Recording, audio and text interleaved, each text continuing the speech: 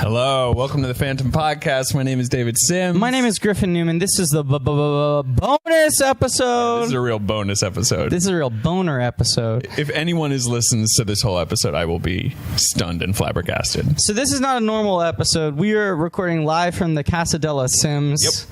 Yep. My busted ass couch. The poet laureate himself, Purdue Ben, is not even here today. No, we didn't want to trouble him with this. No, what we're going to do is we're going to record for you an entire commentary of Star Wars Episode 1, The Phantom Menace. Yep. We thought was the only Star Wars movie, and now we found out they did make a sequel. Yeah, which is great, but we'll watch that soon. We haven't gotten to that yet. No. So we're gonna get your Blu-rays out. Get your shiny Blu-rays. We're watching the Blu-ray cut.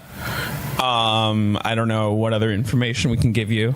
None. We just want to give you a little time to set up here. Yeah. Because we're gonna press play, and you got to sync up your movie to us. Of course. I mean, this whole experience is it's crucial that you are at the millisecond. Right. Frame by frame. Yeah. We're not going to pause this. Nope. I mean, unless the batteries on this thing run out, and in which case it'll be very seamless. Yeah, we have 2 hours and 20 minutes to talk about anything else we want to talk about. Do Wikipedia searches. Yep. So we're just going straight into it. So is everyone ready? Sync it up. Press play. Do a countdown for me. Do you push on 1 or is it on 0? Do you know what I'm saying? On 0. Okay. 5, 4, 3, 2, 1. Phantom Menace is starting. All right. Okay, so you have the 20th Century Fox fanfare right off the bat. I do hate that for the Blu-ray they did the new. Yeah, this is weird. This is the fancy. Although was this? Glamorized. Oh, because it's the home entertainment. But then we're gonna get another Fox logo. That's what's gonna happen. Gotcha. Okay. I'm pretty sure. Here it comes. Oh, you know what? That was a false start. This is now. Well, I guess if you're watching the Blu-ray, yeah. This is So now we had the PG, sci-fi action violence. Yeah. Yeah. There's no language, no sex. Right. Okay. Now we have the proper Fox. Classic. Okay. So this is really the movie starting in proper. So you should sync with the second fanfare. Lucasfilm logo, great logo. I don't know if we talked about that much. Logo. It's such a good logo. Silver to gold. I don't know who thought of that. From green to silver to gold. Green to silver to gold. Okay, a long time ago in a galaxy far, far away. What's that font? I don't know, it's good. It's just classy. Yeah. God, this movie starts so well. This is the best part of the movie. Yeah. More movies should do that where it's just silence and then the title comes out in big letters with a burst of music. Yeah. You know, it's exciting. It makes you excited for what you're about to watch. Can we say we both fully decide that we hate this movie? Yeah. We said it on air last week. This movie just hurt me. Yeah. Yeah. I know. Last week we said we hate this movie. I'm now so excited to watch this. I know. The way I am every time. We're always so pumped up. I think it's going to rule. Turmoil has engulfed the Galactic Republic. The taxation of trade routes to outlying star systems is in dispute. Hoping to resolve the matter blockade of deadly battleships, the greedy Trade Federation has stopped in shipping to the small planet.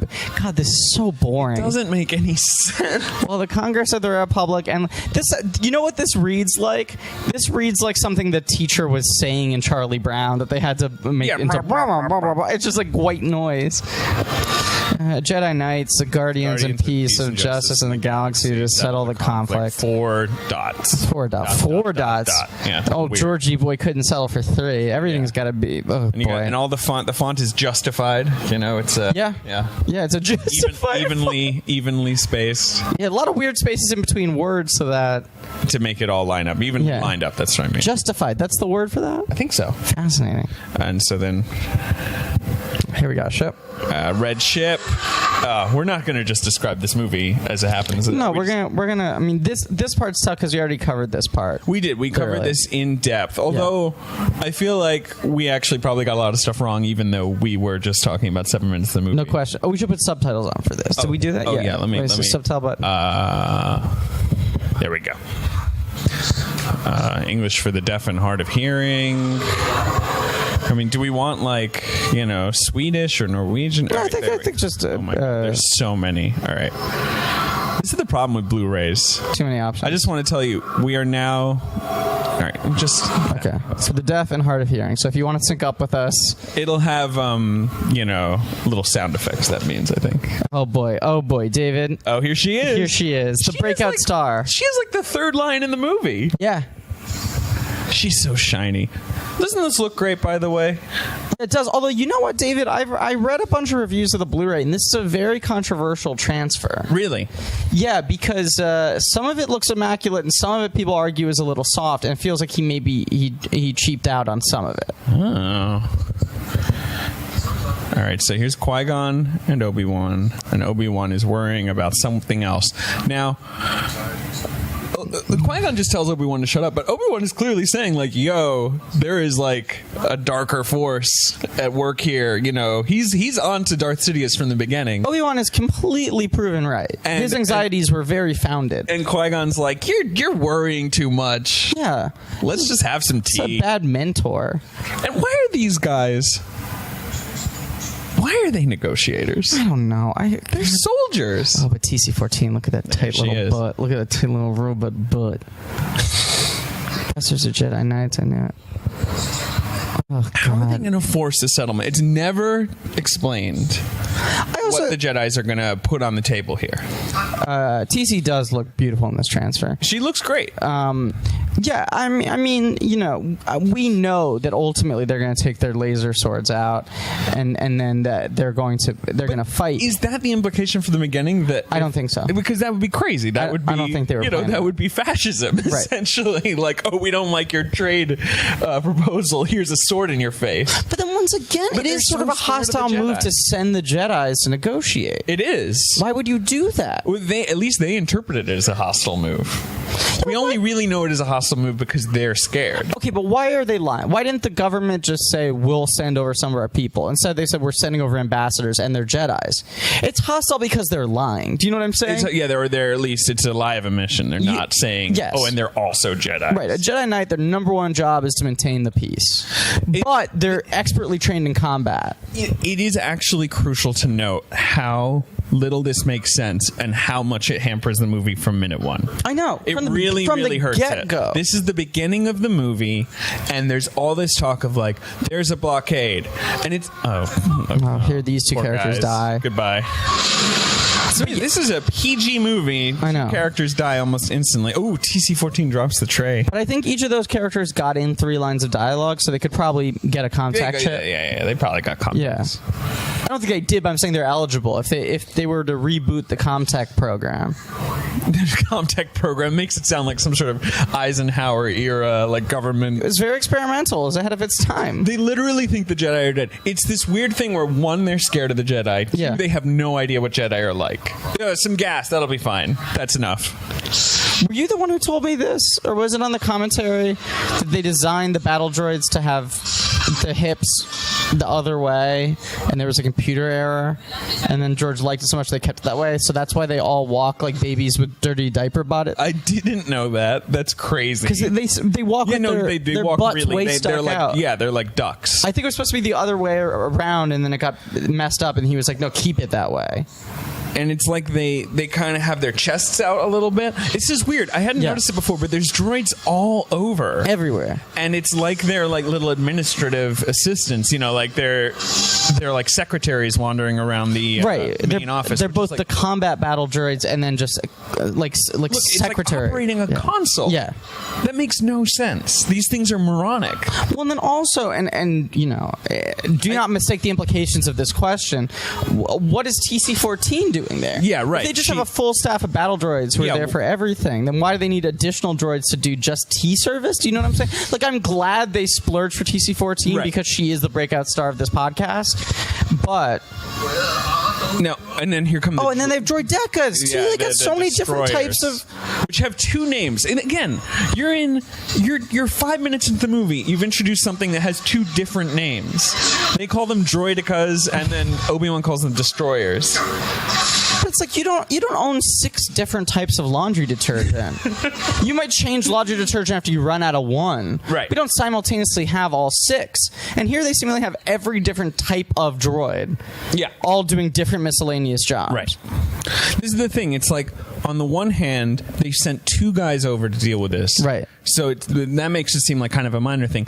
On the other hand, look at this giant invasion army. There's a huge blockade of battleships. Surely this would demand more attention than just like, oh yeah, send Obi-Wan. I mean, send Qui-Gon, and who's his apprentice right now? That's fine. Okay, first of all, quick joke we got to catch. You were right about one thing, Master. Negotiations are short. That's your favorite joke in the movie. He's eating. He's full on shit with eating that smile shit right now. Yep. Now here's my second thought. Here's Amidala. Komiti. The battle droids. Yes. Some of them are clearly like commanders. Yeah, they have like colored. Paint. Yeah. Right. One of them has like a big yellow thing on his belly. Right. On his upper chest, I guess. That guy's got blue shoulders. Those look like the receptionist ones are the ones with the blue shoulders. Yeah. Are those regular battle droids who show such excellence in their specialties that they're upgraded and painted, or do you think they program certain battle droids to be like commander? That's a good question. Is there evolution in the battle droids' existence, or are they just? Or is it like let's install the sergeant program, right. And then do the other battle droids go like, well, that's all. The only reason I'm listening to you is because you got the fucking firmware upgrade. I could have gotten that too. It was the luck of the draw. Don't fucking pull rank on me. Now I think that Lucas even talks about it. The point is that they're cheap, right? Like the Trade Federation cuts corners with these guys. Yeah, they're bad. They're bad undoing. Army. They're a bad army, right? And maybe that's why they're picking on Naboo, because Naboo is just a pathetic little planet that can, be invaded by these stick robots. Look at this location, though. We're on Naboo. We're in the throne room of Theed. Yeah, all marble columns. It's so flat. Like there's pauses between every line. No one's sitting near each other. Like it's the most. Panaka's just standing there. No character in this film acts like a real human being. And that's true. So it's either like this very, very stilted, dry, people just speak in exposition. Right. Or you have characters like Jar Jar and Watto who are like all personality. Yeah, they're just... But their personality is based on like hackneyed, like fucking Buddy Hackett. Right. Fucking party record routines. Track 6 on Buddy Hackett's third party record is like the Jewish alien. Gotten to Jar Jar and you're already mad. The Jewish alien. So the ships are landing. Another thing, Amidala says, "I will not condone a course of action that leads us to war." Like, what is she talking about? They don't have an army. What course of action is she talking about? Tanaka makes that very clear in the least funny way possible that they don't have an army. We're keepers of the peace. Or no, that's Qui-Gon says that. I like. What do you make of the design of all this stuff? I love it. Yeah, you like the droid stuff? I really kind of cool. do. Yeah.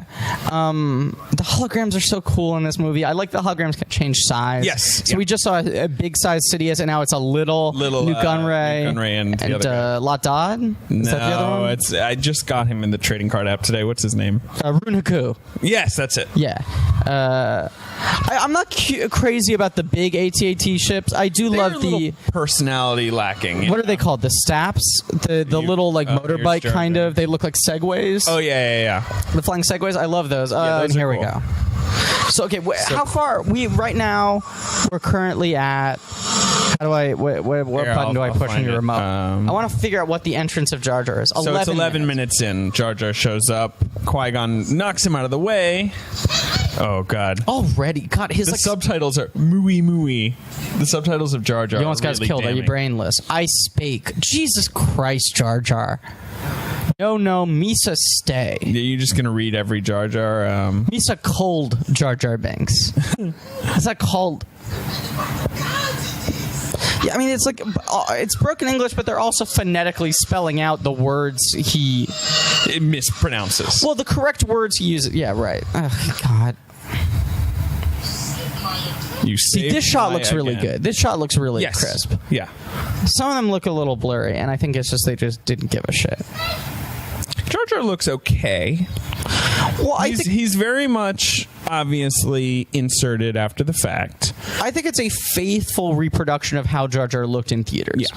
But the technology itself is a little creaky now. It's a little creaky. I mean, it's the beginning of something that now we just take as a matter of fact, in movies. Yes. Here's another thing. Weta Digital, the company that did Lord of the Rings Gollum, movies, yeah. Gollum, King Kong, now the Planet of the Apes films. Oh, they do them too? Yeah. Yes. Yeah. Which for my money are as good as any use of CGI. I agree. The motion, they're sort of the motion capture kings, those Yes. guys. They invented, I think, a lot of the technology that gets used by everybody now. Yeah. And I think the big thing they pioneered was trying to build a proper like musculature underneath the characters. Sure. Okay. So they don't just like create a rig, to use animation terms, where it's like, here's the design of the character, then we'll just add joints in it.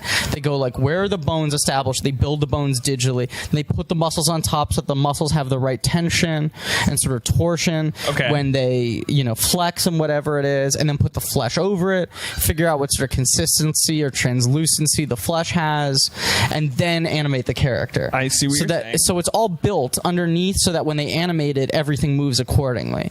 And Jar Jar definitely feels like from an era before that, where his limbs are just made of spaghetti. Yeah, he's just like, wobbling around. And maybe that's one reason they make him so cartoonish, because it sort of covers that.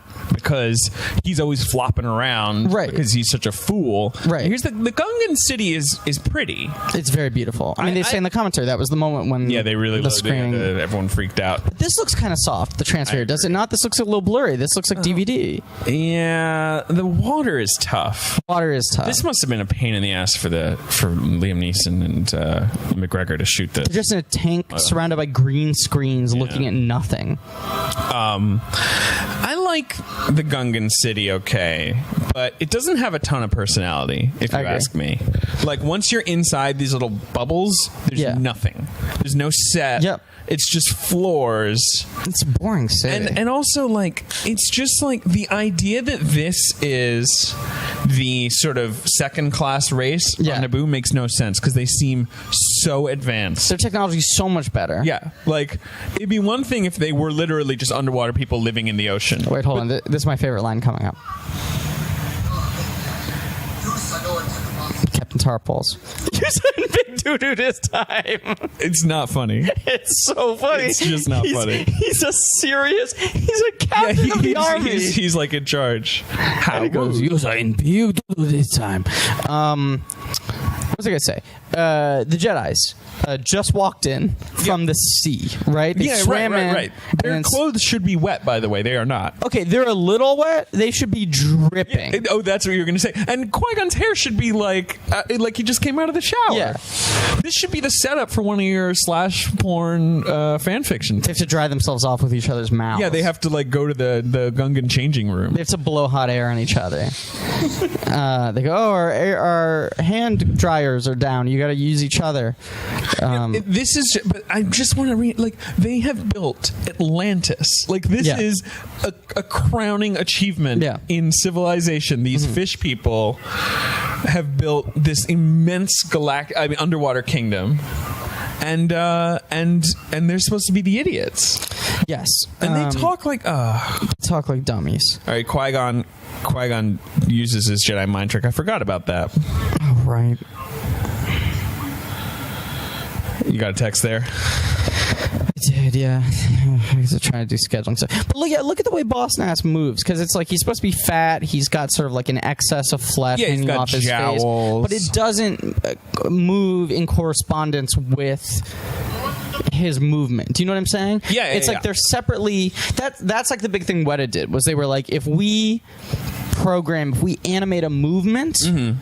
Then the skin I understand what you're saying. Simulator we've created, the muscle simulator, will all follow suit and move accordingly. Yeah. And Boss Nass, it's like someone's animating his mouth and then someone's animating his jowls. It's almost like puppetry. It's more like old school. Yeah. He doesn't look great. Boss Nass looks worse than Jar Jar. No question. Yeah. I think the fat doesn't do him any favors. Maybe there's less being put into him anyway, just because I imagine Jar Jar was the A+ assignment at the visual effects. You know what I mean? Yeah. Like Oh, Jar they said Jar, that. they threw the biggest. Yeah. But even look at how badly like the fabric moves. You know what I'm saying? Like the fabric looks like rubber on like his cloak because it like doesn't drape properly.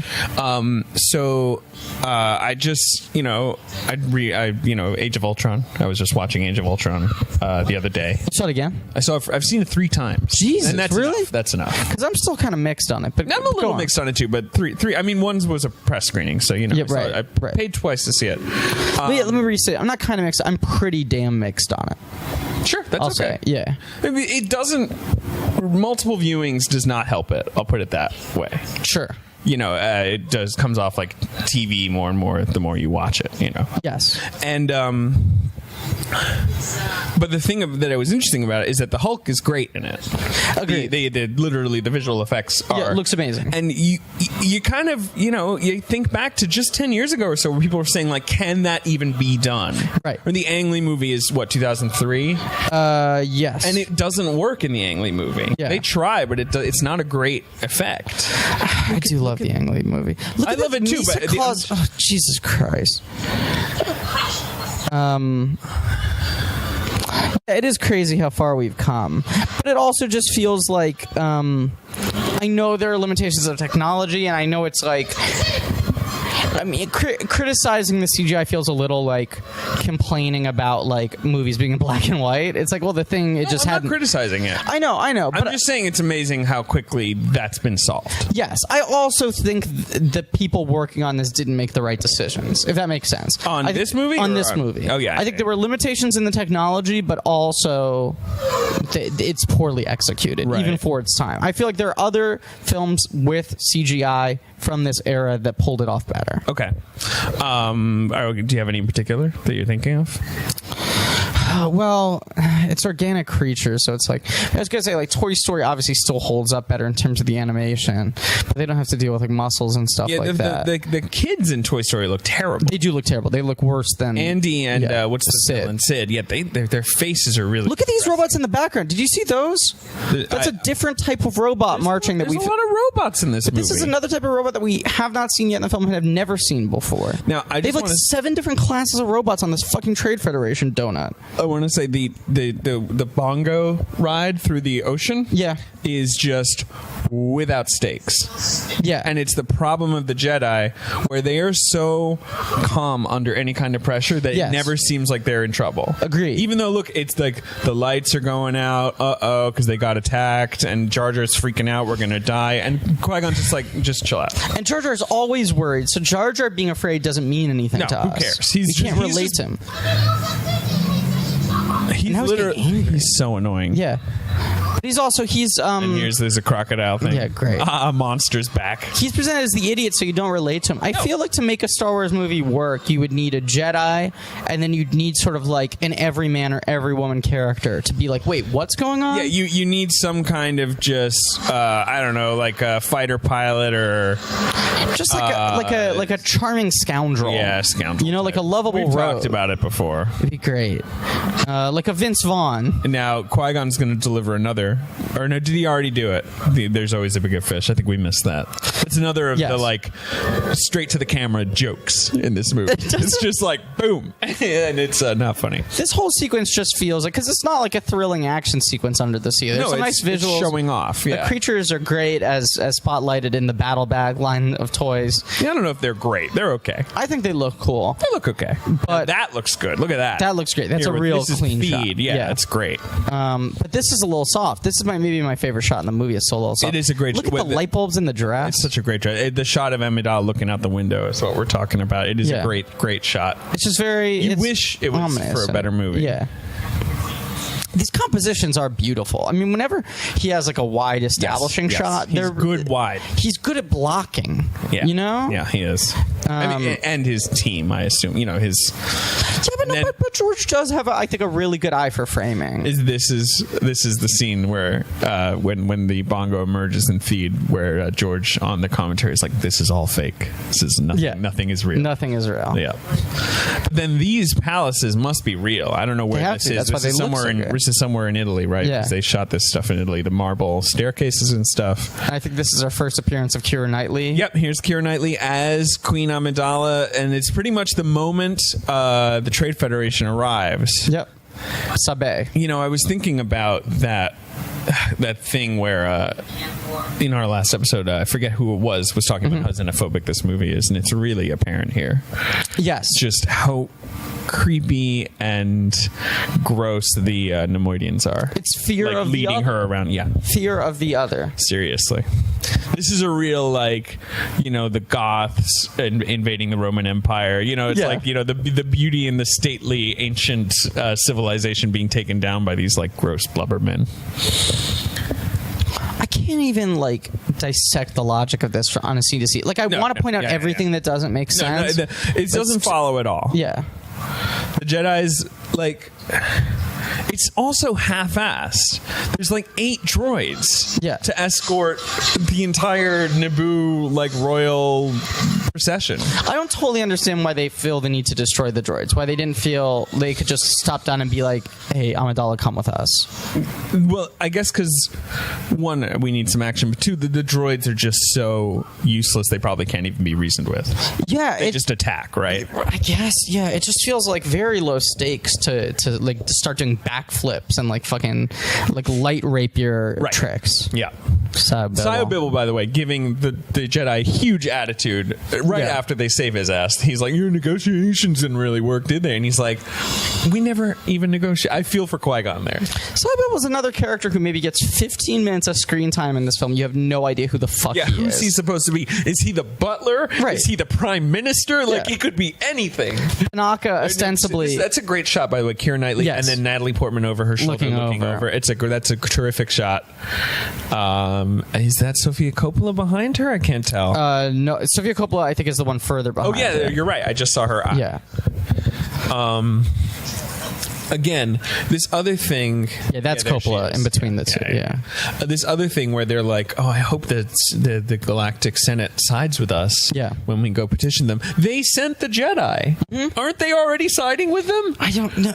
None of this makes sense. I think it's not addressed in this movie, but I don't think there is an army for, like, the Galactic Senate. And I think that's part of it. It's sort of like the UN, you know? They don't really have much past the Jedis. The Jedis is their only peacekeeping force. Right, but they're just kind of like... So maybe this movie is about, like, the rise of militarism. Like, the Trade Federation built their own actual planet-invading army, and that's like a new stone being thrown at things. That's why everyone's so ill-equipped for it. I don't know. I'm talking out of my ass a little bit, but... Can I say another thing?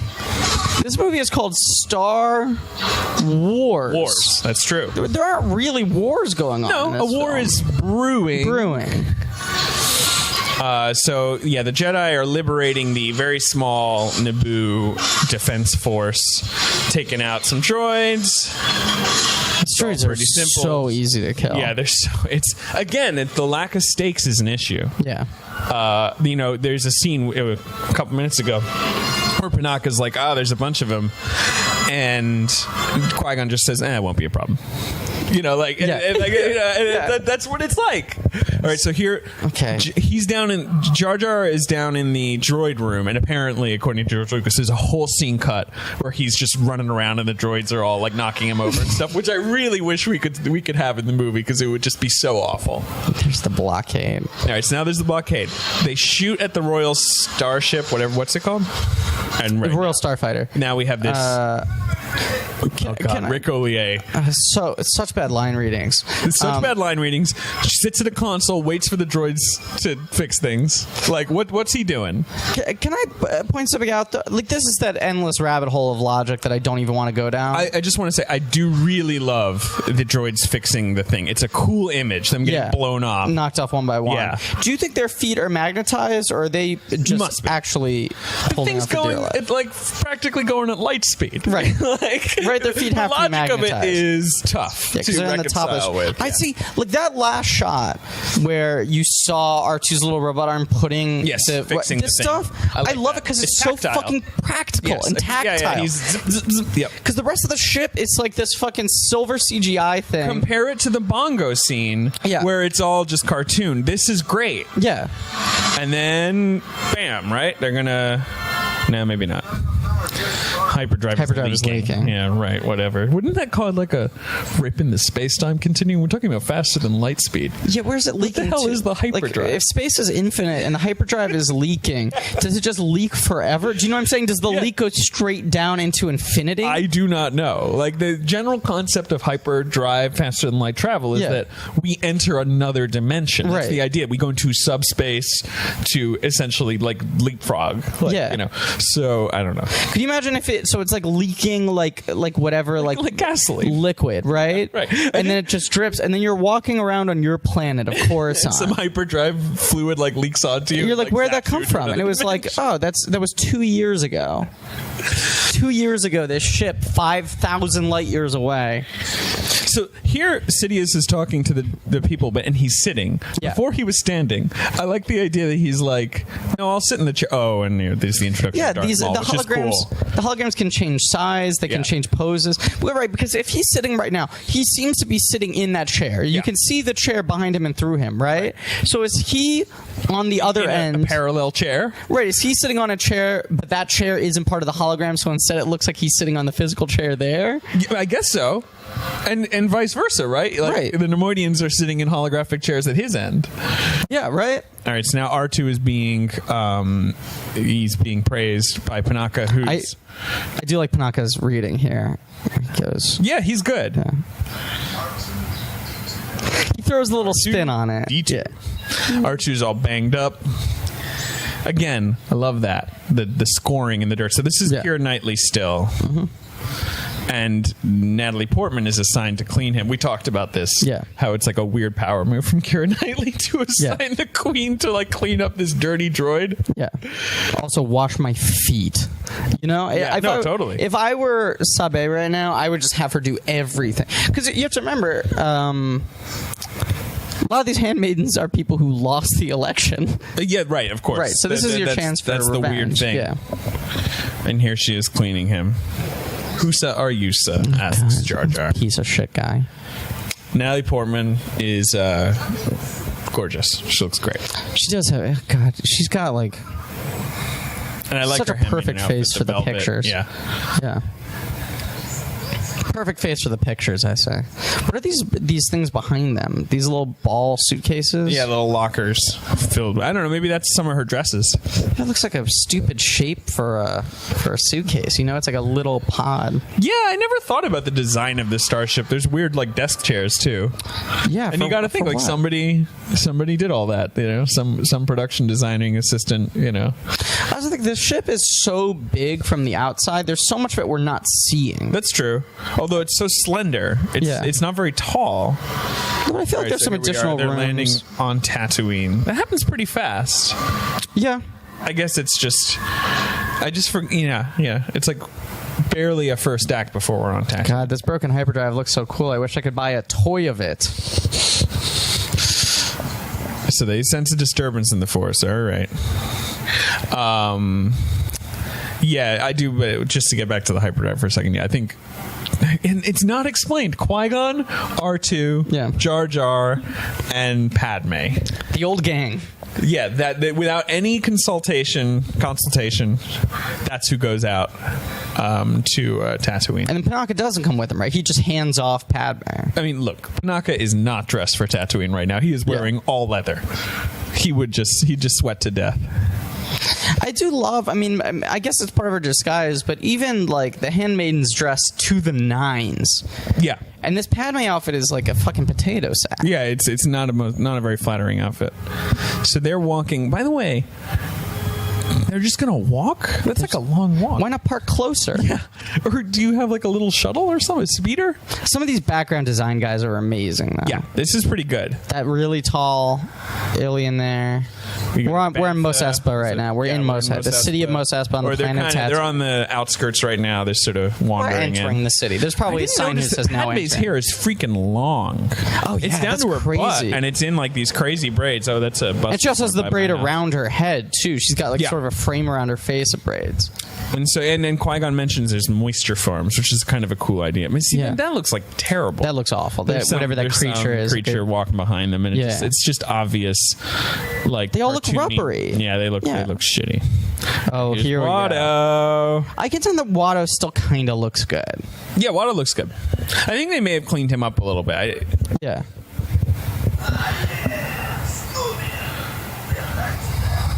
Lots of Nubian. He speaks Huttese.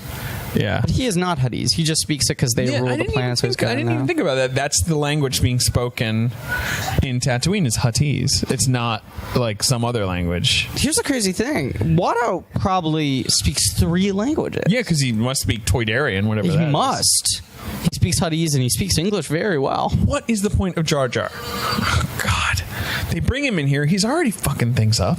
He's so and he's arrogant too. They tell him don't do this, and he sticks his tongue out. So here's a scene with here, "Are you an angel?" which is a terrible line reading. But then you got that great cut to Padme looking at him, and she is angelic. She looks gorgeous. She does look like an angel, and he's adorable too. But yeah, he cannot read these lines at all. No. Poor Jake Lloyd. Again, I like the background though. There's that thing moving in the background. Moving around. Anything that's physical looks great. Yeah. Physical things are awesome. Yeah, man. All my life.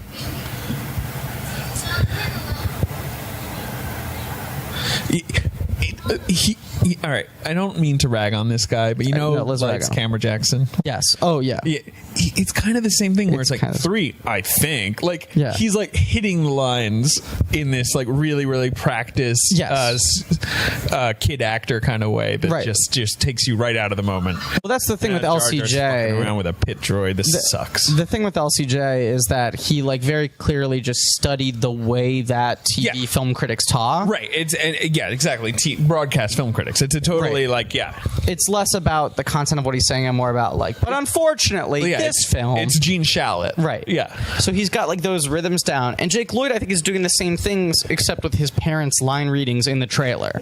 You know? Yeah. Like his mom, who's not an actress, probably wanted to be an actress, failed, pushed him into this. I love how you've developed this whole like backstory for Jake Lloyd's fucked up life. Jake, pay attention.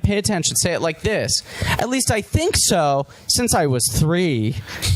I think. Yeah. Qui-Gon is trying to trick Watto, and Watto is not picking up on the fact that this guy's obviously a Jedi. What, you think you're some kind of Jedi? Implying that Watto, in his mind, there's no chance that this guy's a Jedi. I guess maybe that's the idea of Tatooine. It's just so backwater, but then why has he heard a Jedi? He's heard a Jedi. Yeah. He goes, what, you think you're some kind of... He doesn't go, what are you, some kind of Jedi? He goes, oh, so you're a crazy person who thinks he's a Jedi? Right. Occam's razor, bro. He's probably a Jedi. Yeah, especially since he came from Naboo. He already told you. He came from He's looking for a hyperdrive. This isn't Naboo. Like some like sack of shit just wandering in and looking for some nuts and bolts. What is Jar Jar Jar's doing? Fucking literally... You said nuts and bolts, and Jar Jar's literally juggling nuts and bolts in the background. He's got like nuts and bolts in his mouth and his hands, and he's throwing them up in the air. Yeah. And now we have this... Jar, he can't even walk out the door without doing something funny. And now we have this moment where Watto and Anakin have this very nice little moment together where they're... He's like, eh. So they're both speaking Huttese now? Yeah, and Anakin he's like, speaks get Huttese out of too. here. Yippee. And he says, yippee. This shot of Watto is great. It's bizarre. It implies that Watto's going to be crucial to things, whereas really he's just kind of a plot hiccup. No, Watto really is Anakin's dad. I mean, even if not biologically, which I argue he is, he raised Anakin. Oh, yeah, sure. You know? I mean, one imagines maybe Anakin was just born with a mechanical sense as part of his force disease. Watto probably like a ton. But I think, you got to assume Watto has been teaching him this stuff from day one. And I'm not endorsing slavery. I'm not either. I'm just saying, that's what he's got. That's all he's got. And I'd say oh my God, here we go, Gra-Gra. Holy shit. Yeah, it's really early. Selling those Gorgs. So they're the Gorgs, who look like little people. Hanging upside down. According to which toy you check, some people call them Chubbas. Oh, Graga. Graga's voice looks is great. Looks great because it's a real costume. Yeah. Also, Graga's voice is so deep. It's so masculine. I always forget. It's the deepest, like, it's like James Earl Jones. James Earl Jones would be great in a Star Wars movie, actually. Yeah, he'd be good. He's got the right kind of voice to voice an alien or something like that. And I feel like he has that regal presence, but he always has character. He never feels like a dumb fucking cipher character. Here's Sebulba, by the way, who doesn't look perfect. He looks okay, though. The face is kind of well animated.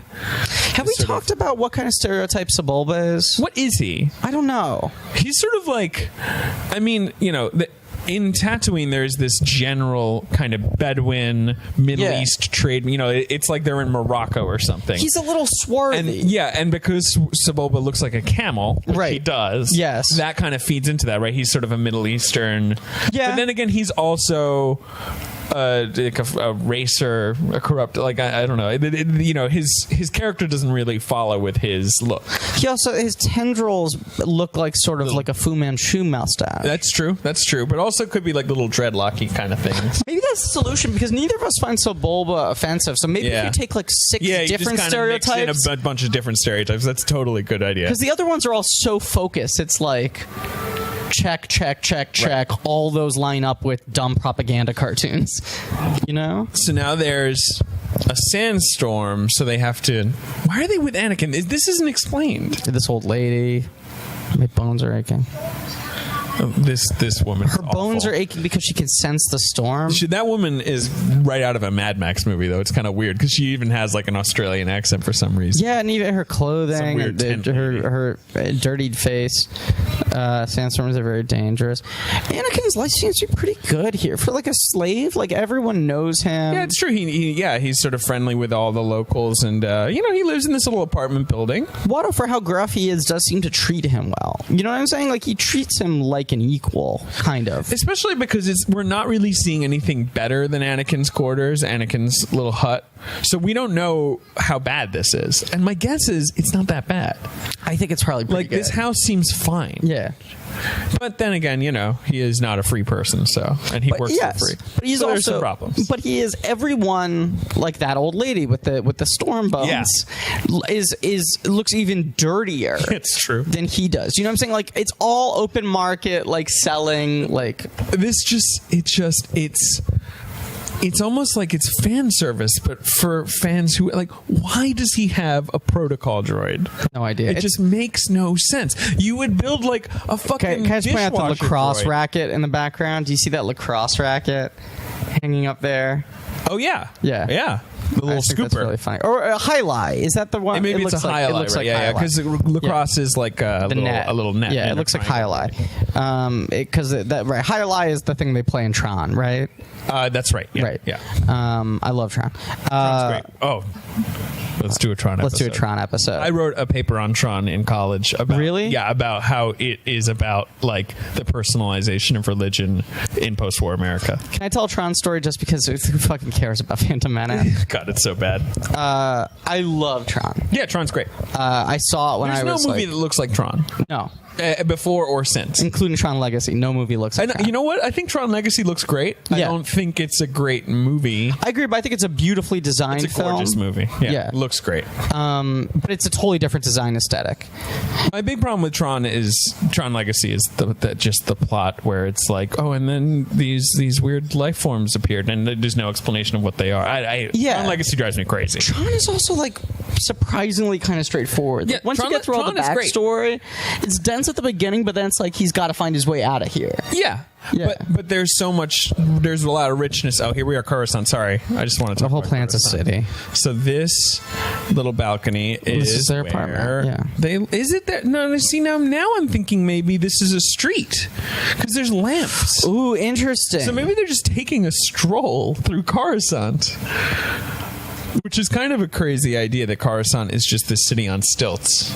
where So there's, it's like a Jetson city. Is there no ground? maybe there's no ground. We never see a ground. Maybe the ground is all homeless people. Do you know what I'm saying? Yeah. So that's kind of a Judge Dredd thing. Right. Yeah. And the ground looks like Tatooine, where like everyone is in dirty drags. Or did you ever play Deus Ex Human Revolution? No. Where it's like, there's like the ground people are very poor, and then everyone who's fancy lives up in this like above level. Can I talk about one thing quickly, and I'll get back to my Tron story? Yeah.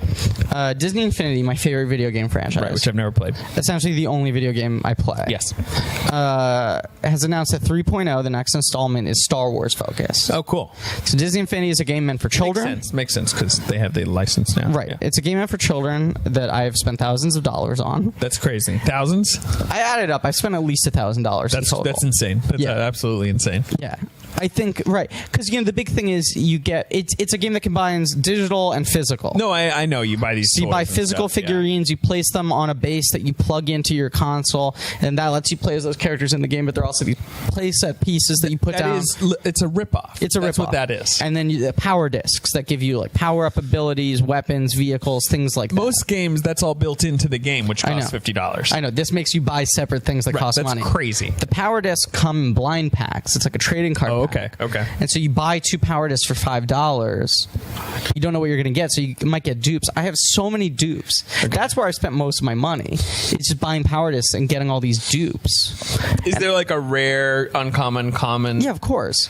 Well, it's just rare and common. Okay. It's clear or red, and the red ones are rare. But the stupid thing, and red and orange are rare. But the stupid thing is that I have, like, in collecting, gotten like 4 dupes of a rare and failed to find one of a coin, a disc that's ostensibly common. Okay.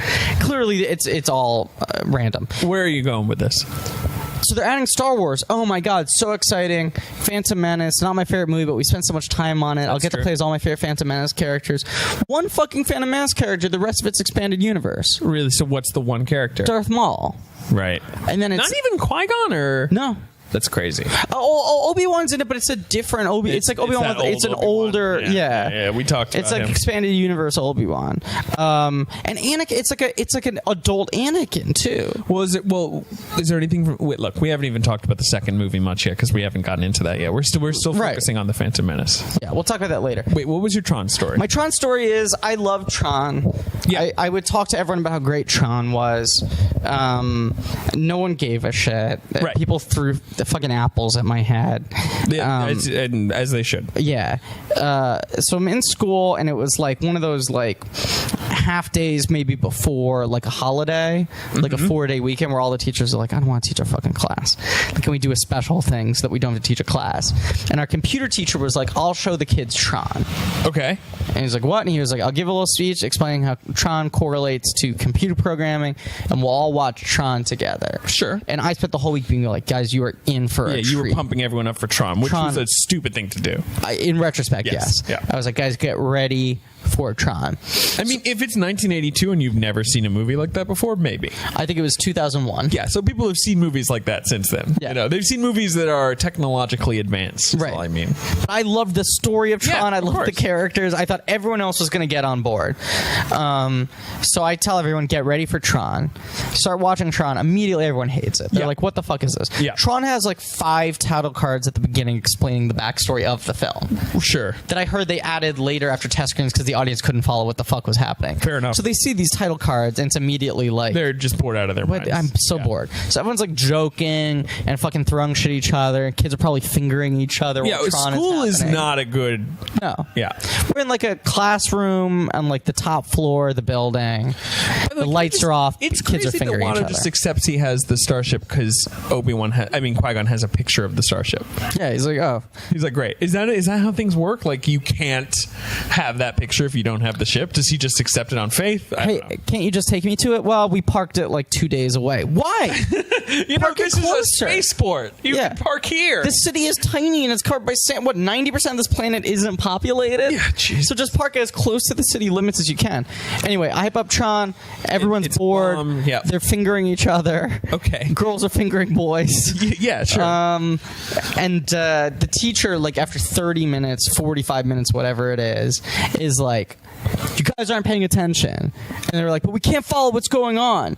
And he's like, look, if you don't want to watch Tron, we can all go back and we'll give you fucking homework to do. He didn't say fucking, but I'm trying to replicate the intensity of the situation. Okay. Everyone's like, no, that's not fair. We should have to do homework just because we hate your stupid, boring movie. And someone raises their hand and they were like, but at this point, we're so deep into it that we can't even follow it because it doesn't make any sense. How are we going to keep watching? We'd have to start from the beginning. We don't know what's going on. No one knows what's going on right now. I can see where this is going. And then someone raises their hand and they go, I think Griffin knows what's going on. Right.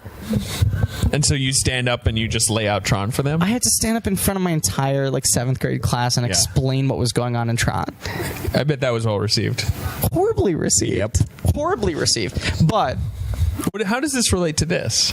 Or does it wasn't. Not? We talked about Tron for a second, then it just reminded me of a Tron story. You of this great Tron story? We could just talk about Phantom Menace for 2 hours and 20 minutes. I'm already fucking bored of this movie. Oh, yeah. Here he's talking to his little... So this is interesting. That's the Comtech communicator, right? That's the Comlink communicator that's then turned into the Comtech chip reader. Yeah.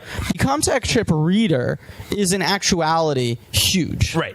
You mentioned... I mean, the chips are pretty big on their own. Right. And I'd say, the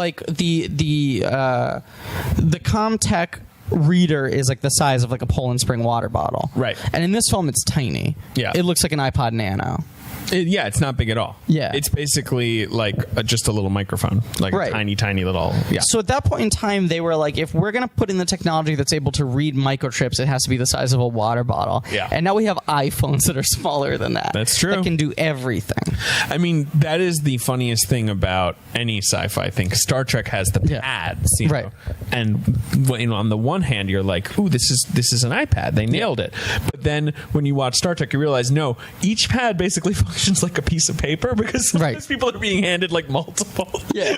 So it's they're so close and yet way off the mark at the same time and trying to predict what the future is going to look like. They can each only serve one function. I mean, it is literally, I just watched an episode of Star Trek where someone is like, and here's one ship registry and here's the other. And it's like, you couldn't just swipe between them? No, they don't get that. Okay, here's my boy Wald standing on top of a box. Yeah, so here's Anakin's friends. Again, we should note, Anakin's life, not so bad. Plenty of kids his own age. They all of these kids slaves? That's the question. Are all of these kids slaves, or is Anakin as a slave treated and dressed to the nines per Tatooine Mos Espa styles? No, I think these kids are all slaves. All these kids have ruddy faces, their hair's in knots. Isn't that Emily Osment? Doesn't she play that little kid there? Really? I'm not sure. I may be just talking now. Yeah. You might be talking about your butt. Okay, so now in the background of the shot, deep focus here, Jar Jar is trying to fix the pod racer.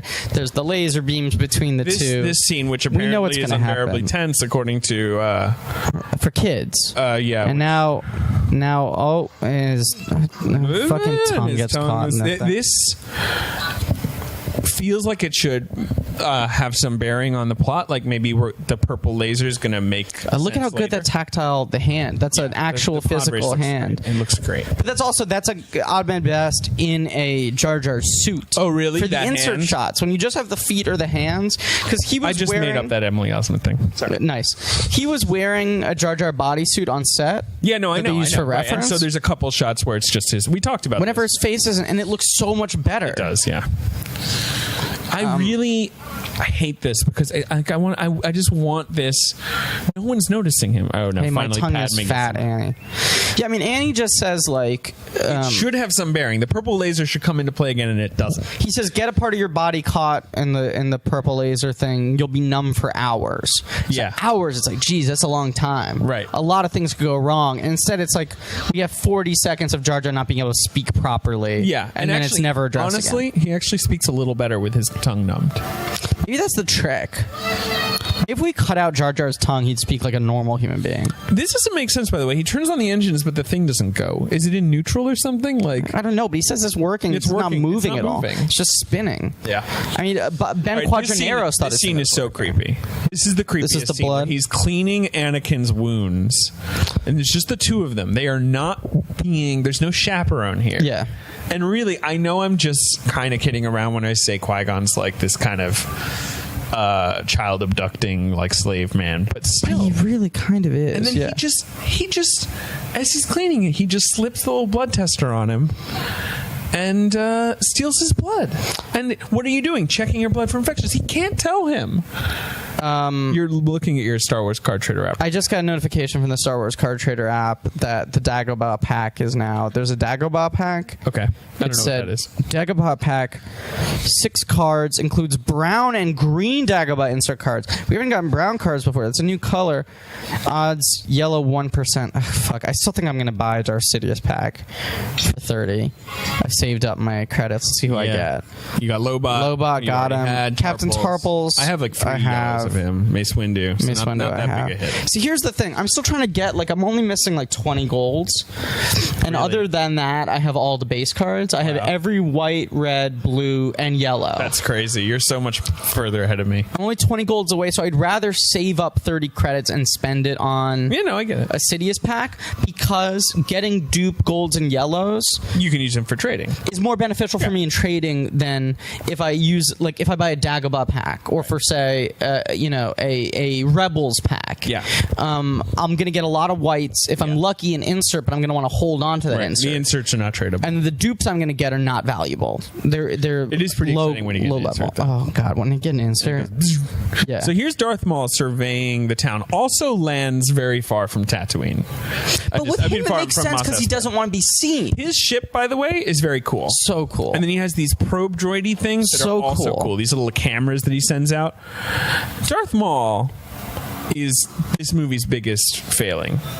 He should be all over this movie. But we agree the sequel's got to be Darth Maul, right? Attack of the Clones. We already figured that out. There are a lot of cases where, like, they kill off a villain in the first movie and they bring him back for the second because the fans demand it. Yeah. I assume that's what they did with Attack of the Clones. It's weird that our memories are so fuzzy about that period, considering that we remember seeing the Phantom Menace so clearly. I know, and I saw Attack of the Clones 3 times, no question. I saw it twice, maybe 3 times. We're not here to talk about Attack of the Clones yet. Can I tell a quick story about seeing it that doesn't relate to the movie at all? Okay. This relates back to, this is the running story of my middle school years. Attack of the Clones comes out. I think I'd seen it already 2 times in theaters. Don't remember anything about it, but apparently I loved it. Yep. Probably thought it was the best movie ever made up until that point. I'm sure. My 2 friends, Cody and Molly, were dating. Okay, so this is 2002? You can't be very old. No, I was 13. Okay. They were dating, had been dating maybe for like 2 years. All right. We all thought Cody and Molly were going to get married. Did they get married? No. No, okay. Molly was my oldest childhood friend. I've known Molly since she was like 3. Sure. Haven't seen her in a little while now. Cody was like my best guy friend. They were dating. Their parents, understandably, were like, we don't want you going and doing stuff on your own. You're 13-year-olds and you're dating. Who knows what you could get up to? It's true. So they'd be like, what if we hang out with Griffin? Wait, dude, the Chance Cube. The Chance Cube. Blue, it's the boy. Red, his mother. So Watto is willing to sacrifice Shmi, and then the loaded Chance Cube. Yeah, the Chance Cube. We can't talk enough about how stupid it is. The Chance Cube is 50-50. It's just the most ridiculous thing in the world. Red, the boy. Blue, his mother. Green, you owe me a back massage.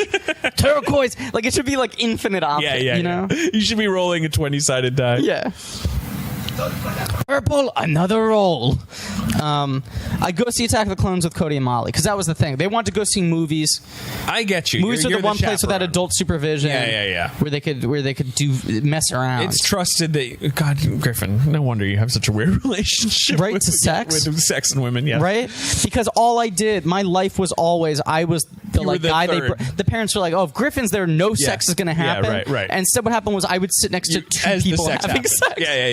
You were just there as everyone else was discovering their bodies and figuring out all this stuff, and you would just sort of sit there and like smile and nod. So this was the summer of 2002, and that week I remember distinctly every day that because all of us were about to go off to summer camp, so it was like one of those last weeks between like school ended and summer camp began, between school ending and summer camp beginning, and every day that week, I just want to point out this background guy with the skull face I think is awesome. He's got like a spacesuit and a rocket pack, and it's orange, and he's got a skull face. The pod race is beginning, which we've already covered in detail. Right, so I'm going to talk about Cody and Molly. Just do this for a couple more minutes. Yeah. Every day that week, we went to go see a movie together. Okay. At the United Artists Union Square 14. Sure. Now it's a Regal Theater, but at the time it was a Union Square United Artists Theater. Yeah, understood. Important details here. Yeah. Every day that week, we'd go see a movie. Okay. And I'd sit next to them. and they'd give each other hand jobs. Ew, gross. And I would Jesus. just watch a movie. And a lot of these movies were movies I'd already seen because I'm a lunatic and I see every movie. Yeah. So they'd always ask for my advice. They'd be like, Griffin, what movie should we see today? Right. And I'd be like, we should go see Scooby-Doo. Okay. I was a big fan of Scooby-Doo at the time. Yeah. And they were like, I don't want to see it. Like, they'd argue with me as if it was a movie they were going to watch. Attention. Right, yeah. And I'd be like, are you actually going to watch it this time? And they were like, totally going to watch it. Yeah, well, I get it. And second start, they'd just be hand-jobbing each other. Yeah, gross. So we see Attack of the Clones. This was like the end of the week, and I was like, I'm not dealing with this again. We have to invite someone else to the movie. Yeah. I'm not going to be the only one here. Okay. So we invited Helen, who I had a big crush on. Okay. And so Helen comes to the movie, and I was like, get ready, this is awesome. And the second the movie starts, this is my third time seeing it, Cody and Molly start hand-jobbing each other. Gross. And Helen is like, this is the dumbest movie I've ever seen in my life. This is so boring. This is Attack of the Clones. Yeah, and I'm like, this is great. Please, I love this movie. It means a lot to me. And she's like, I hate this. Let's talk about anything else. During the movie? Yeah. I would never have allowed this. So Helen just wanted to talk the whole movie, and Cody and Molly just wanted to touch each other the whole movie. And at a certain point, I was like, Cody and Molly sure are making out a lot, huh? I was like, yeah. You're trying to. And I was like, I guess if you're bored during a movie, that's a thing that people can do during a movie rather than talk. And she was like, I'm not going to make out with you, Griffin. Well, fair enough. And it was like every 15 minutes, I'd be like, what if we just made out for like a minute? Griffin, you thirsty.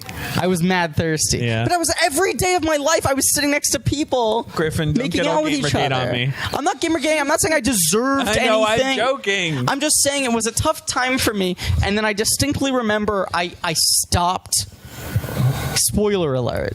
But I stopped Cody and Molly from hand-jobbing each other at what was my favorite scene of the movie. I was like, seriously, you have to... And they were like, Griffin, we do not give a shit. Yeah, they did. And I was like, this scene is so good, you need to pay attention. What do they think of it? They were like, ugh. Okay. They hated it. Yeah. Well, They hated that I made them do that. well, we have so much more to talk about Attack of the Clones when that comes out. I know. When that comes around. And I'll tell everyone what my favorite scene is. I'll save that for the podcast. The scene that I made them take their hands off each I other's really genitals. want to know what the scene is, but we'll talk about that later. It's We're now never gonna arguably the discuss worst Cody scene in and the Molly movie. again. No.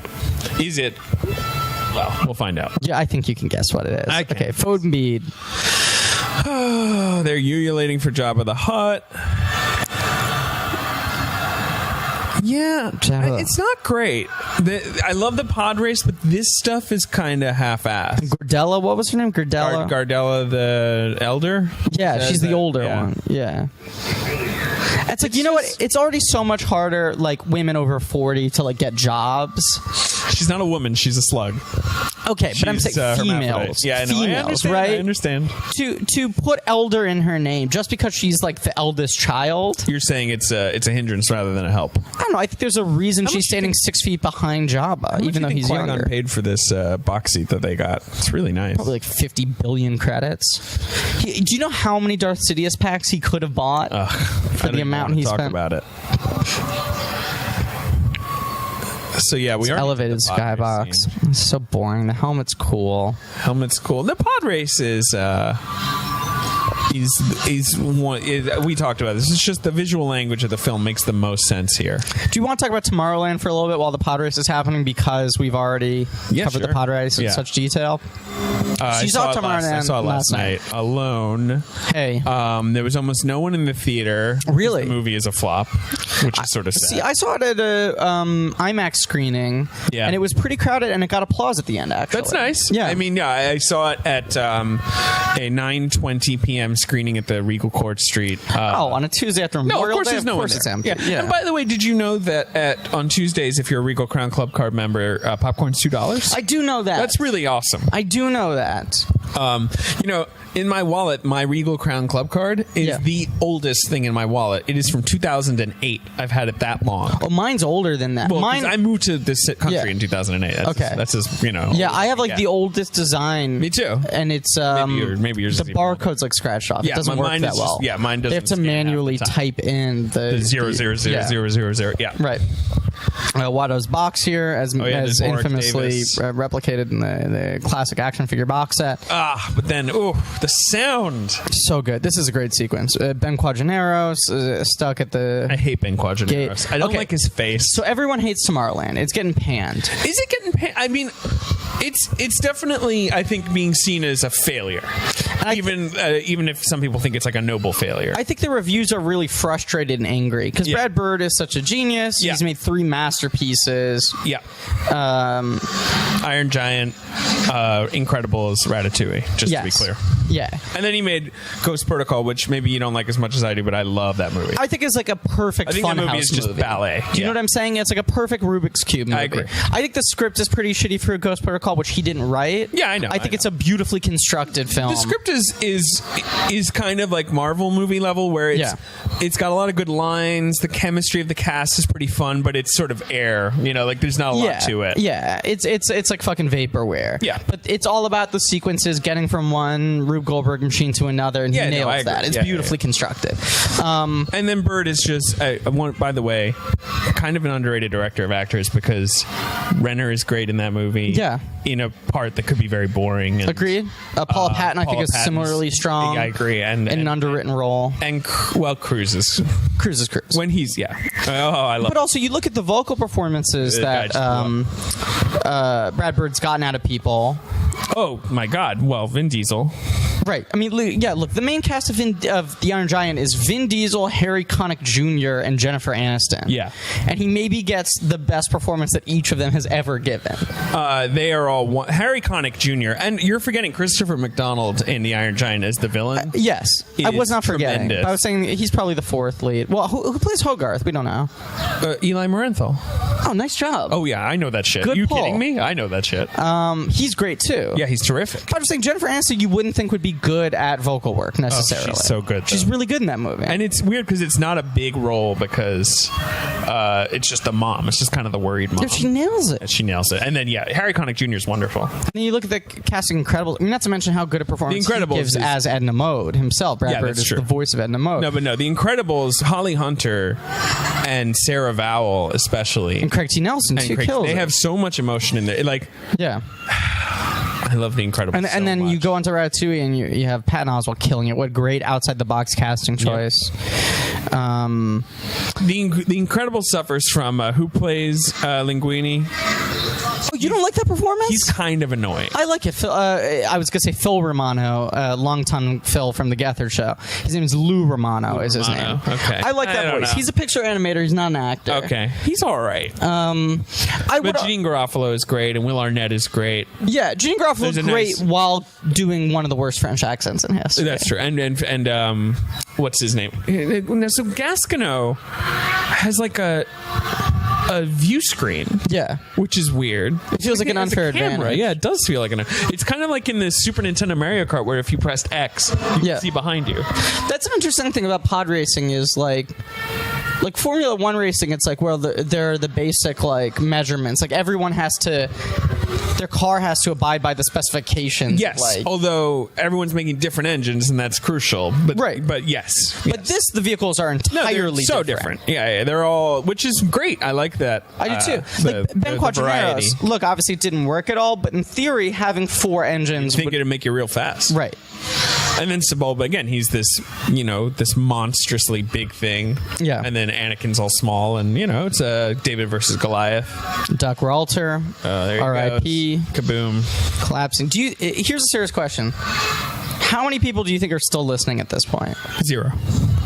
Right, I think this might actually get 0 downloads. Yeah, no one's going to listen to this. It's going to be like 200 megabytes. I think some of our listeners will, well, they'll give it a good effort, and then they'll be like, all right, I think they might swipe ahead just to make sure, they are still talking about it 2 hours and 20 minutes in. Yeah. But I think what they'll find when they swipe ahead is me talking about Cody and Molly giving each other hands. Yeah, that was pretty gross. Yeah. Anyway, I think Tomorrowland's great. I do too. Yeah, so let's talk about it a little Just for a second. Let's just talk about it for a second. I think it's a really fun movie. I do think it's his worst movie. I would agree. But the bar is so high. Bar. Yeah. I think I see a lot of people attacking the logic gaps in the movie.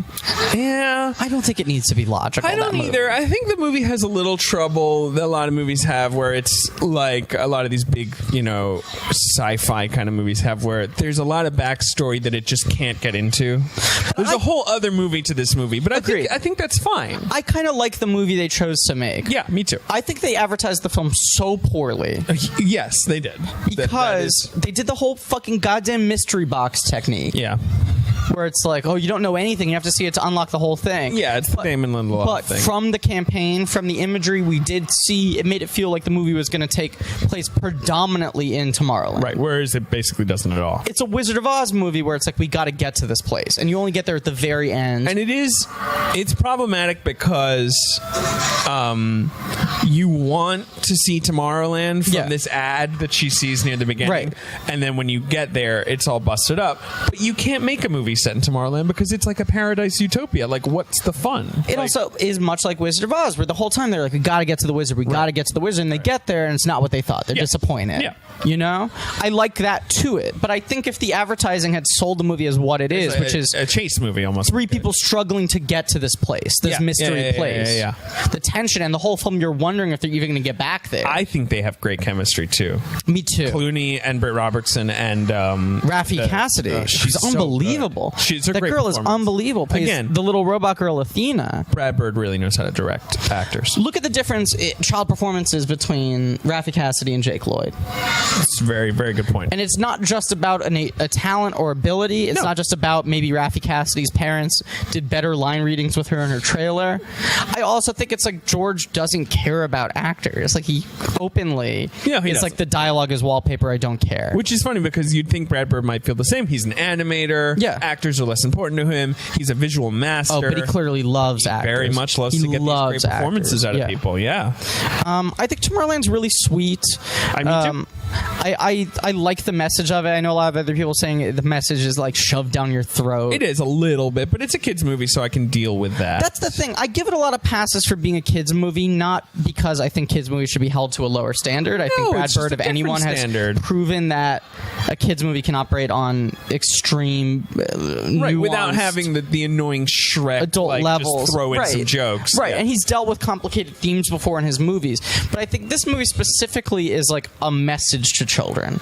It's him trying to impart them with some lessons, right? Not in like a patronizing way, but is like the movie sort of ends up being about the importance of media, and how what kids absorb changes their outlook in the world that they live in, on the world that they live in. Yeah. And Tomorrowland's like, I want to make kids believe again. Yeah. And so it has to be a little blunt and a little unsubtle in order to get those points across. But I know I had like a couple hairs on the back of the neck moments. Me too. Across the film. I liked all of the set pieces a lot. I loved really the escape from his house. Yeah. I loved the Eiffel Tower thing. Some people, that made people really mad or whatever. I just think it had like a lightness in its step the whole time, which really helped. I agree. And look at, as opposed to... it definitely had that Lindelof thing of like a lot of people asking questions that are not answered in an annoying fashion. Which I don't mind if you don't even ask the questions. It's annoying to ask the questions and go, we don't have time for that. Yeah, right. Like, that's like just a slap in the face.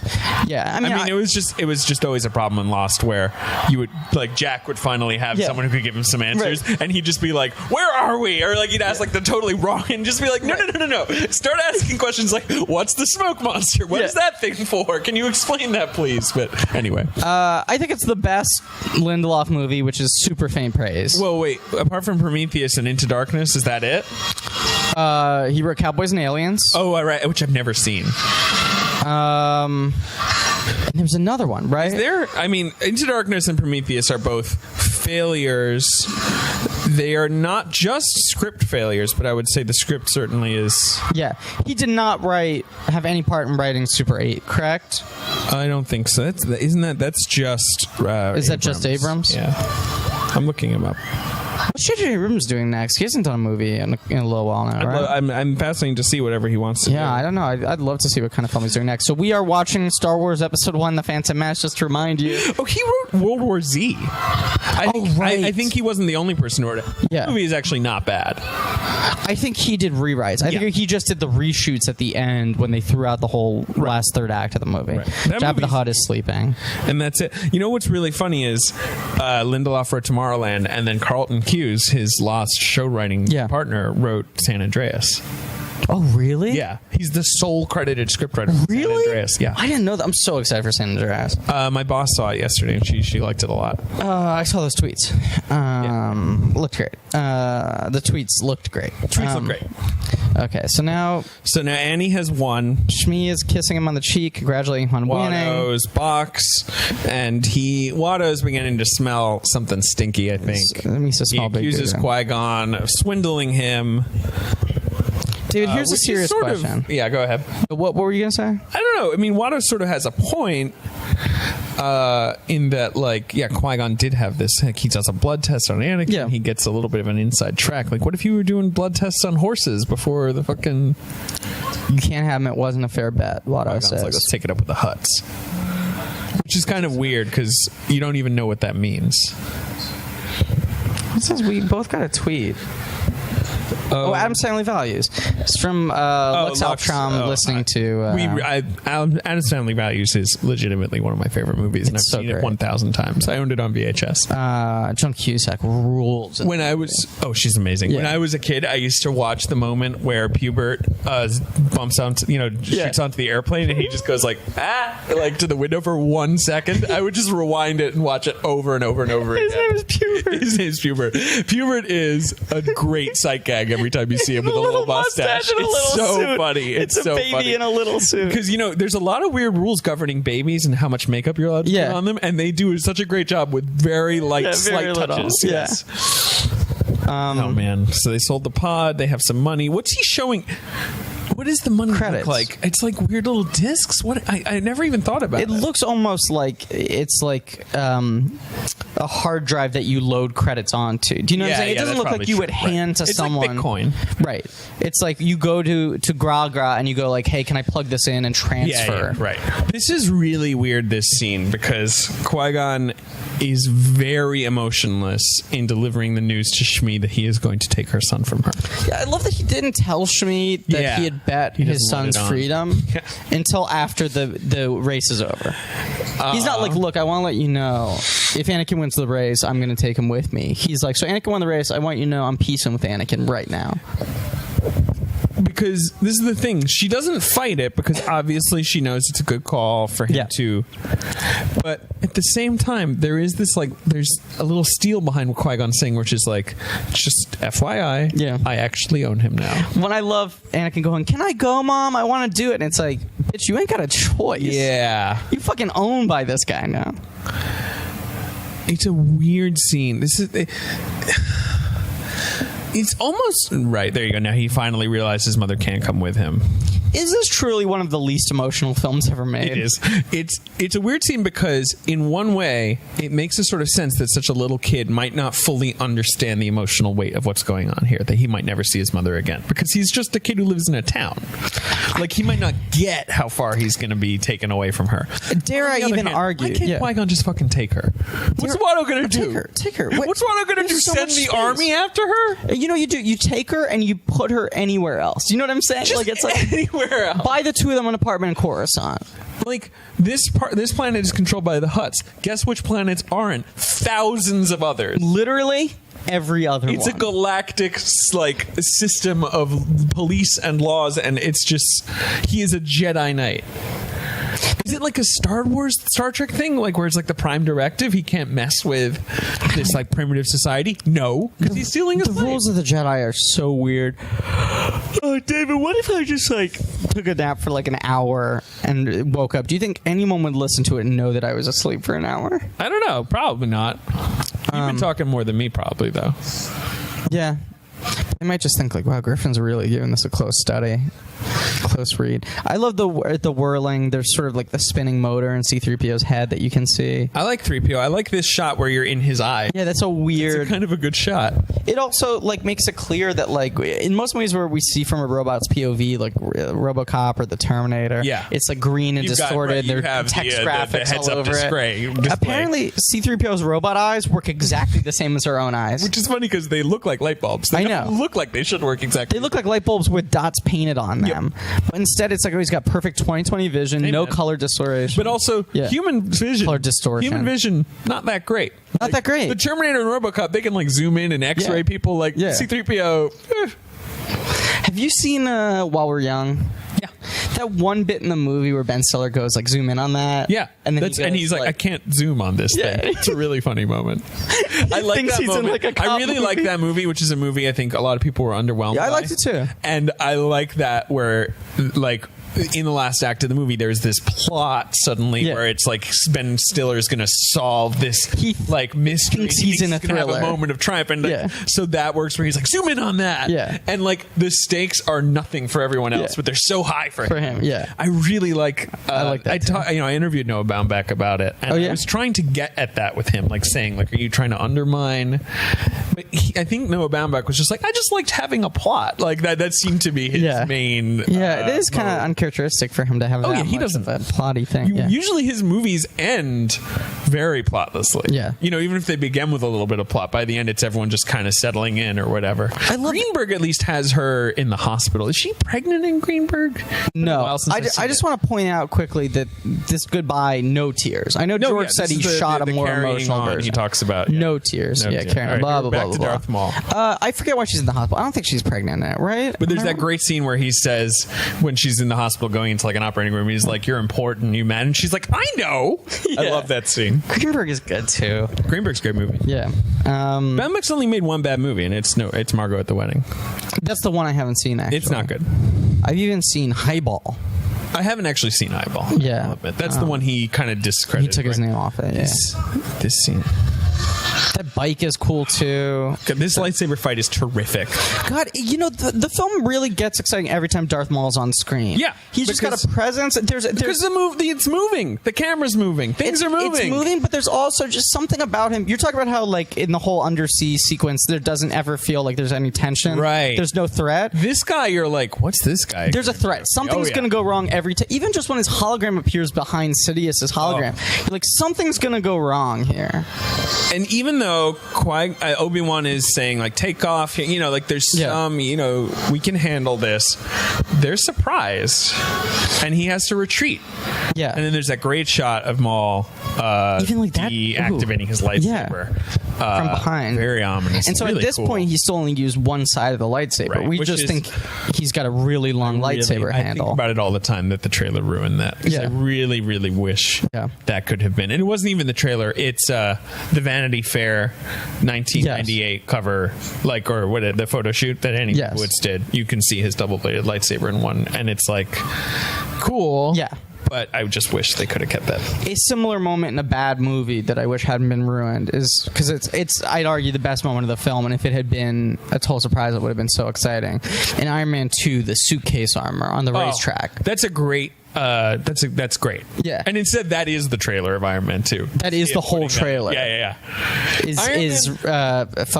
What's his name? Happy Hogan throwing him the suitcase. Yeah. No, it's great. Yeah. You know what's better though? What? In Avengers when Loki throws him out the window and then he jumps. That's so cool. Yeah, that moment's so cool because you don't know he's developed that technology yet. Yeah. He goes, ding. Yeah. And then you know what else is cool? What?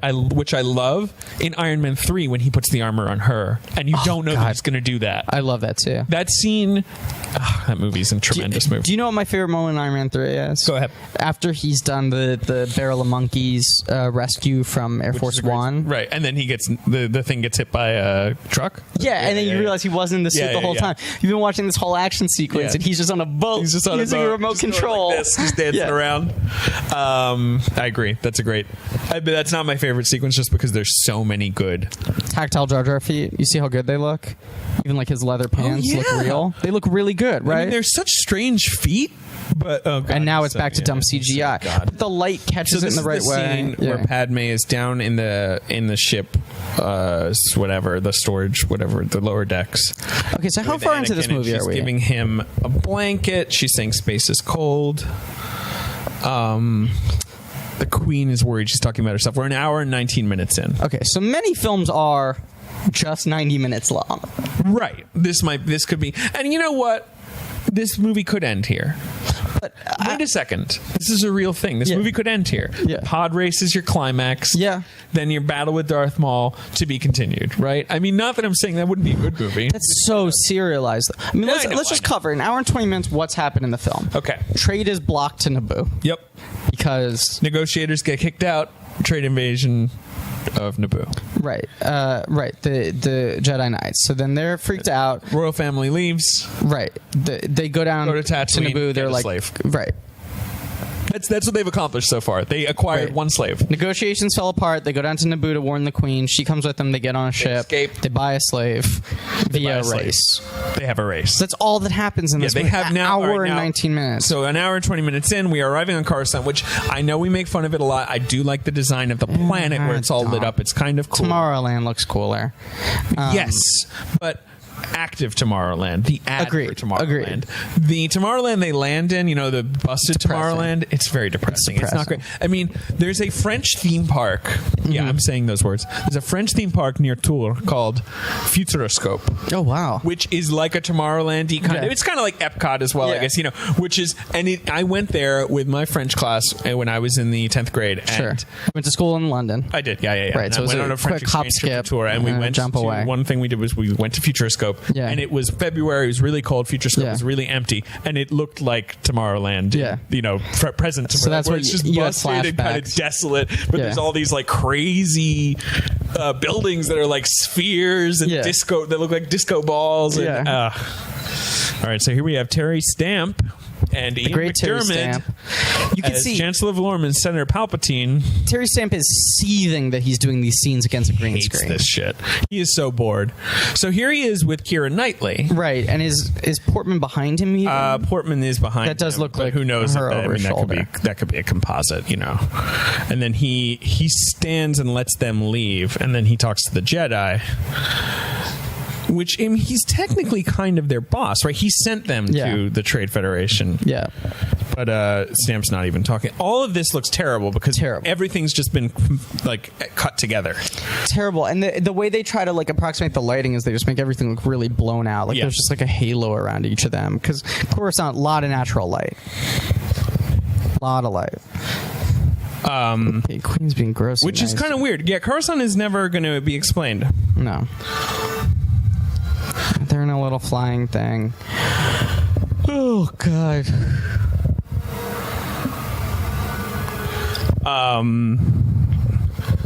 So, yeah. Coruscant's really boring. Like, the skyscrapers have no color to them. Yeah, skies are gray. And then here we are in Men Conversing Faint. That's a pretty cool... yeah, that's a cool little... There's no civility, only politics. That's what Palpatine's saying. So Palpatine's kind of convincing Amidala that things are just busted in Coruscant. That the Senate doesn't work. Yeah. That everything's ground to a halt. There's no interest in the common good. Did we settle He sounds like a populist. Yeah, and this is back. We're back in the Natalie Portman groove right here. This is our this first is time, Portman as Amidala. Yeah, for the first time since like minute 15. That's maybe. true. That's true. Like over an hour. Did we settle on Ian McDermott giving the best performance in the movie? Yeah, no, we totally did. We talked about how he's almost Oscar worthy, which is insane because he's not. He's not at all. But he is like pretty good.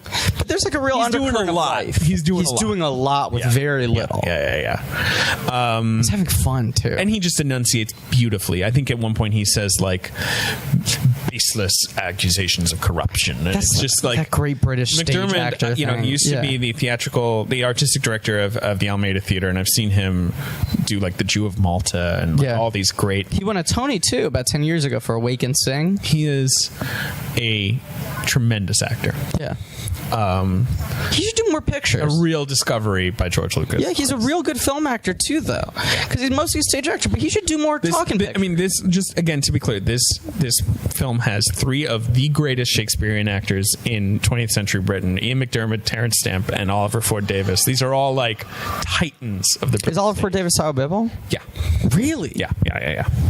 He who gave like one of the most acclaimed King Lear performances like of my lifetime at least. Can we talk about this guy? There's a Jedi we've never talked about before. We're at the Jedi Council. There's Ki-Adi-Mundi. It's the one who sort of looks like Ravi Shankar, who's got the long beard, and it looks like he's sitting like cross-legged, but it's actually just his legs are like a noodle. Are we going to see him? You saw him before. Maybe that's why you never talked about him, because he's only visible in one shot. Because next to Windu is Clune. He's right over there. Do you see what I'm saying? Yeah. Long beard. You never and his hear about body that guy. is like a snake. Right. There's Yaddle and the one below.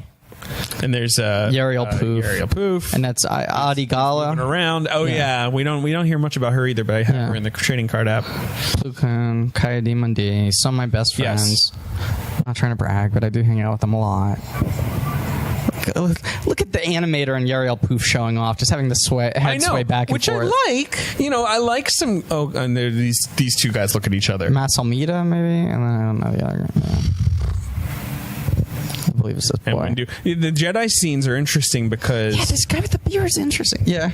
Well, just because the only Jedi we know is Qui-Gon, and he's this kind of daring do rascal. Not rascal. That's not. But he's a renegade. Yes. He's slicing through droids and intimidating people and making bets. Correct. And then he runs into this brick wall. Yeah. And as much as the arrival in Coruscant, look, Mace Windu, bring us before him. Then. Yeah. It is so weird that Samuel L. Jackson's cast in this. Why isn't Samuel L. Jackson playing Panaka and Corshi playing Mace Windu? God, Jackson would be so good. Are you kidding me? I mean, there's no doubt that Jackson can phone in a role. Like, I love him, but sometimes he's pretty flat. Yeah. Because he just makes so many movies, and I think he needs like something to sink his teeth. I also think he's just kind of like, there's something very like blue collar about his approach to acting. When you listen to interviews with him, where he's like, my job is to show up, know my lines, hit my marks. It's the same with not to draw a comparison between these 2 guys, but Morgan Freeman. I was just reading about people asking him about Shawshank all the time, and he's like, they were like, what did you think of that that movie? And he's just like, I don't know, like, it was fine. I got paid, right? He just like it's work. They're just doing work. I think those 2 guys are as good as the material you give them. They both have, and they're both guys who will be in anything. They'll be in anything. They'll pop up in a movie, and you're like, holy, this guy is an Oscar winner. You just need to be in this weird. They're both real pros, and they have incredible gravitas. Yeah. So if you give them material, they'll give you more than anyone else would get out of it. Right. They'll put more spin on it than anyone else. I like the look of the Galactic Senate. I do too. Because there's a lot of shorthand he needs to do telling you that this is a stalled bureaucracy, and just the scope of it. Where you're like, how can anyone voice be heard? Right. That's kind of cool. Yeah. And I like the little cameras moving around. Me too. And I like the idea that this is outrageous. They fly theirs, and he's like, excuse me, you fly back to your seat. Okay, here's something we haven't talked about. Who's controlling these ships? So you see a little there's a guy in the back. A panel. But the guy in the back is steering.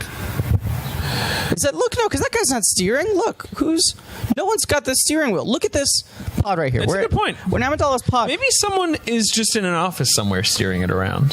I'm saying, okay, here's the control center, right? Yeah, no, I get you. They're stuck here in a fixed position at a tower at the top of it, and then underneath it you see a bunch of panels. Are there just a bunch of technicians who, once they hear someone talk, have to oh fuck, I got to adjust it, so they fly forward? Do you know what I'm saying? Oh yeah. Well, especially because there's a lot of quick reacting you need to do.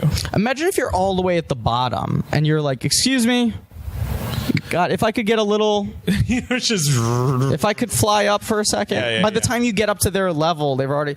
We talked about, why does Queen Amidala look like she's about to cry the entirety of this scene? It's a weird expression. And it's partly because of the way her lip is painted. Yeah, because it looks like she's got pouty lip. Her lip is trembling. Yeah.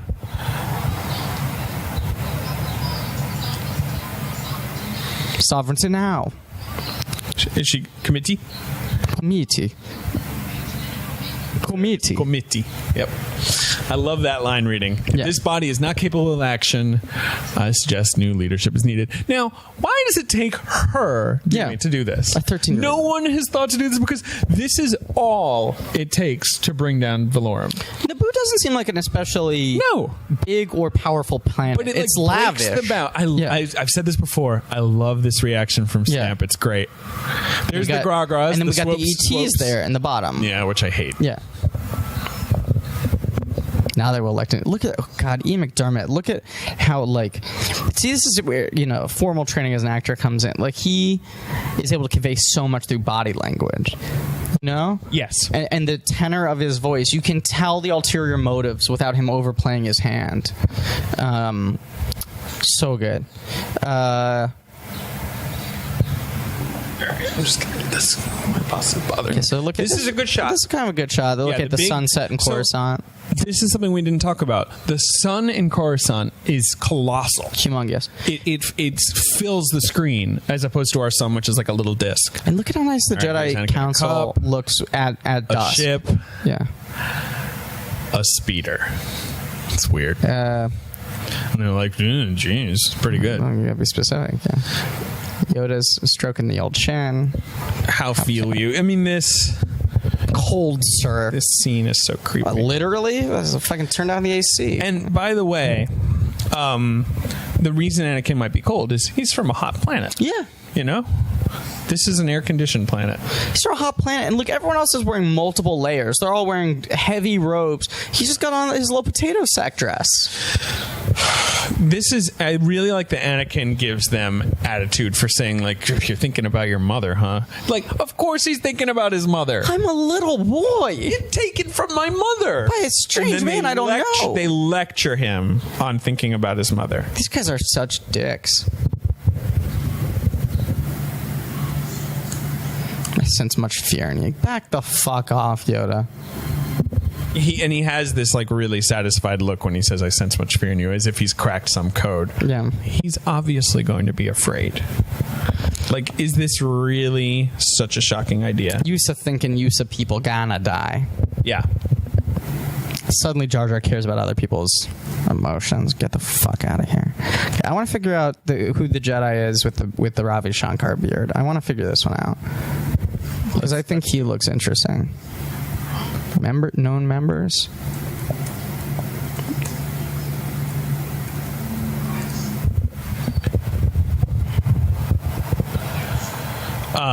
Oh shit. So Palpatine's been nominated. Oh. His name's Oppo Rancisis. That's a crazy name. He's an adept strategist and tactician. He advocated the throne of his homeworld in favor of becoming a Jedi Master. He was the king of his homeworld? Yeah. Did he have to give that up? He apprenticed to Yaddle. Probably, I would argue, the best one to apprentice to. Yaddle is definitely the best Jedi. His sister was killed by terrorists, and he was offered the throne. He declined instead, preferring to continue the path of the Jedi. So his sister, I guess, was the queen. Right. He's a military advisor. That's interesting. So he's a Jedi, but he comes from a very different kind of background. Like, he's dealt with real tragedy close. And near the close of the war, it's Rancisis. Personality and traits. I like this guy. He might be my new favorite character. He's got a long beard. He's got a top bun. He's got a long serpent body. Yeah, he kind of looks like... He's actually kind of a cool design in the concept art. Yeah. Doesn't the puppet doesn't look great? It's not great. Well, clearly, I mean, he's in the background of the shot. They didn't spend that much time on it. This is like the puppet apprentice made that one. Yeah, even just these storyboards are Oppo Rancisis. The character was based on storyboard artist Benton Jew. The storyboard artist of the film's name is Benton Jew, who based upon a picture of an old bearded man from a Chinese calendar in the home of Jew's grandparents.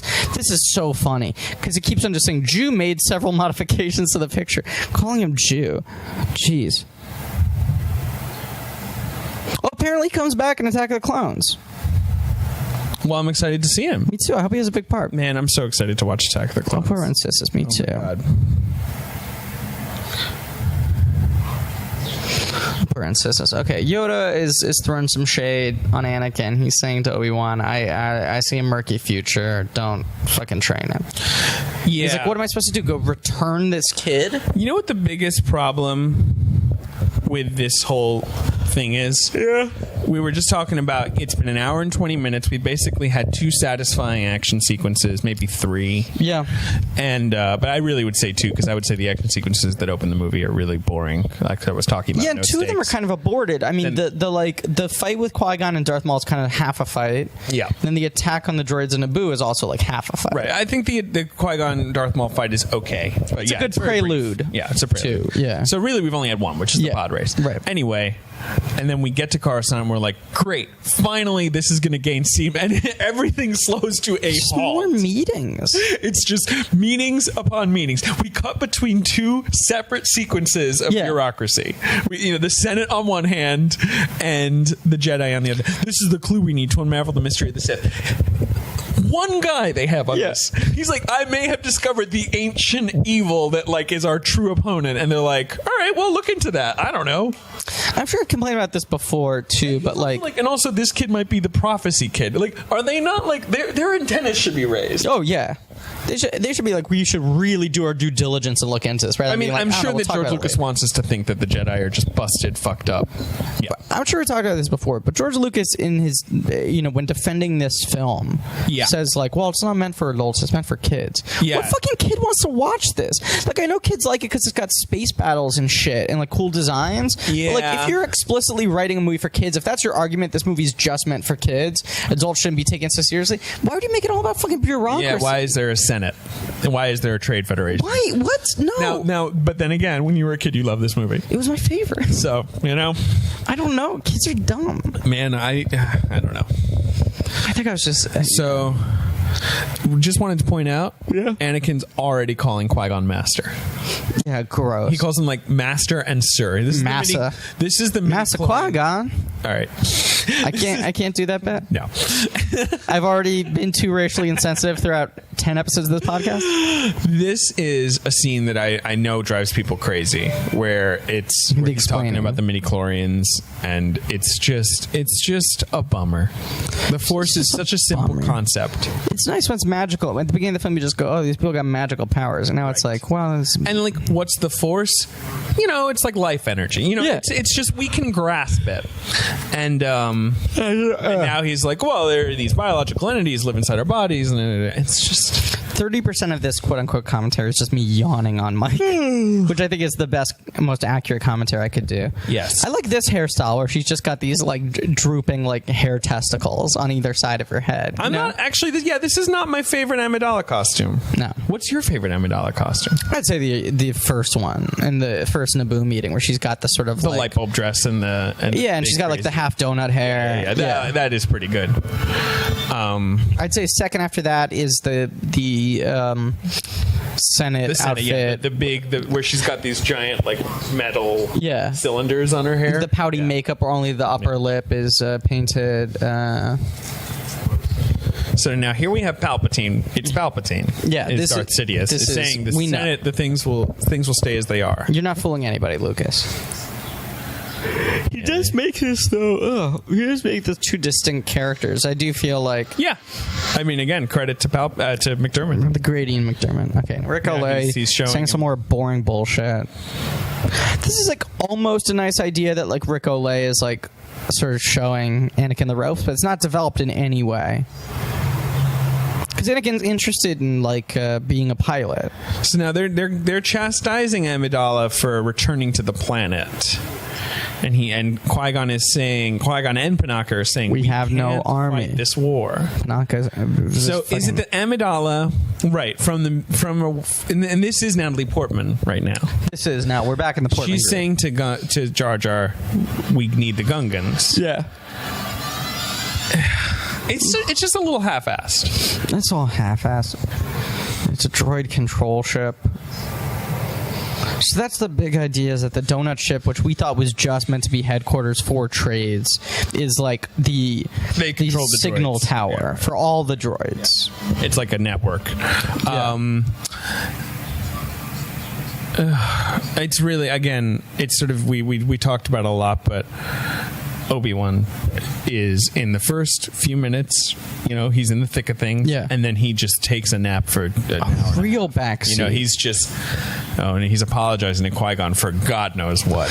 There's a PlayStation 2 game called Star Wars Obi-Wan's Journey, and it's all the Phantom Menace from Obi-Wan's perspective. And I assume so there's a lot of sitting. I think there's 6 levels that are just him making cappuccino. Maybe he makes a good... You know how Ewan McGregor played the character of Grimes in Black Hawk Down, who's obsessed with coffee? Yeah. I like that performance. Yeah, me too. And he's always saying, it's all in the grind, fellas. Can't be too fine, can't be too coarse. I think Ewan McGregor is great in Black Hawk Down. He's really good in that movie. I forgot how good he was in that movie. Huge fan of Black Hawk Down. I think that's a wonderful movie. See, I only saw it once. I wasn't crazy about it. I also don't love war films. I love war films, and I love Black Hawk Down. All right, now, so we're back to Keira Knightley. I got Sashay Irritate and Padme right next to her. But she's out of makeup. I'm sorry. No, Padme's out of makeup. Yeah. That's what's interesting. Now they have these very sort of tactical jumpsuits. They're dressed to run now, Yeah. They have a lot of costumes in that ship.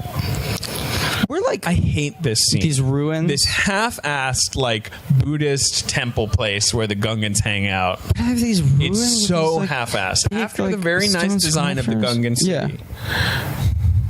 It's the same ruin. It's just the top half of a human face. And then Keira Knightley in not a great outfit. No. A big tree. Boss Ness.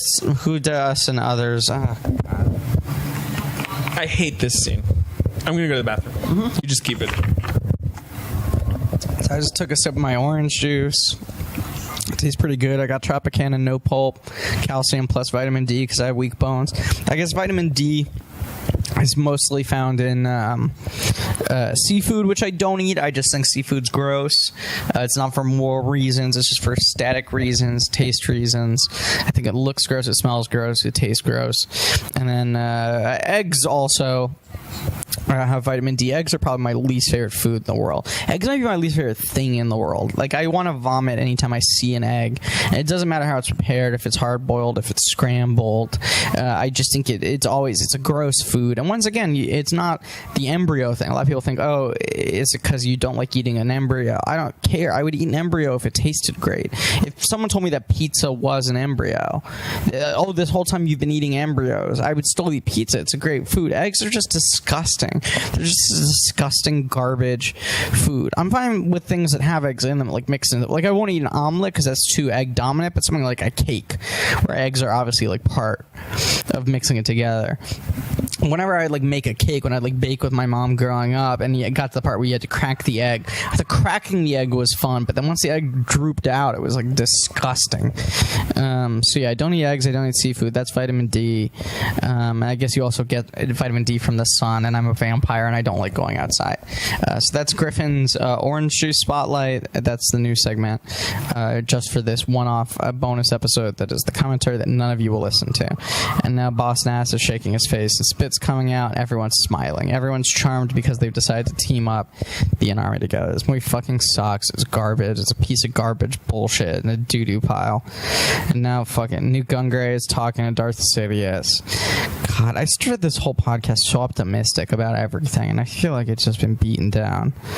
Lord Maul, be mindful. Let them go make the first movie. Darth Maul is great. Every time Darth Maul's on screen, I get half a chub.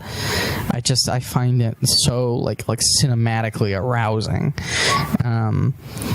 Ray Park is a great physical actor. I know he came from a martial arts background, but he really does. He knows how to carry himself well, and even just his control of his eyes, his stare. A lot of it is the contact lenses, but his stare is very affecting. David's now back from the bathroom. David, that was a number one, I'm guessing, because it was pretty quick. That's correct. Cool. So now Boss Nass has got his arm around Jar Jar. But by the way, nothing's happened. Nothing's happened. Right? Has there been anything? I mean, I guess Amidala reveals herself and we subdue Everyone smiles and they spit. I said most of the time you were going to talk about orange juice. I did an orange juice spotlight segment. I just can't stand the primitive stuff with the Gungans. I can't. You know, where they're like, oh, we saw friends now, spitting everywhere, and Amidala just kind of smiles like, oh, these goofy fools. And it's not just broken English. It's like, oh, they're dumb. And it's like, dumb. They don't once again, Naboo would not be rescued without them. Yeah. They contribute very... but then again, the starfighters are the ones who kill all the droids, sort of. I don't know. I really hate the final battle set piece of this movie. I love the lightsaber fight. That's beautifully executed. Sure. But I hate the Gungans and I hate the Naboo starfighter stuff because once again, it kind of feels like it's without stakes, stalling for time. Agreed. We're just kind of like, we know they're going to win. There's so much that could be happening in this movie that isn't. I feel like there's so many interesting stories happening off to the side. Not just like our favorite characters like Gra and Yaddle, who we know now have interesting plot lines, but it just feels like they just keep on focusing on the wrong thing on a scene-to-scene basis. Right.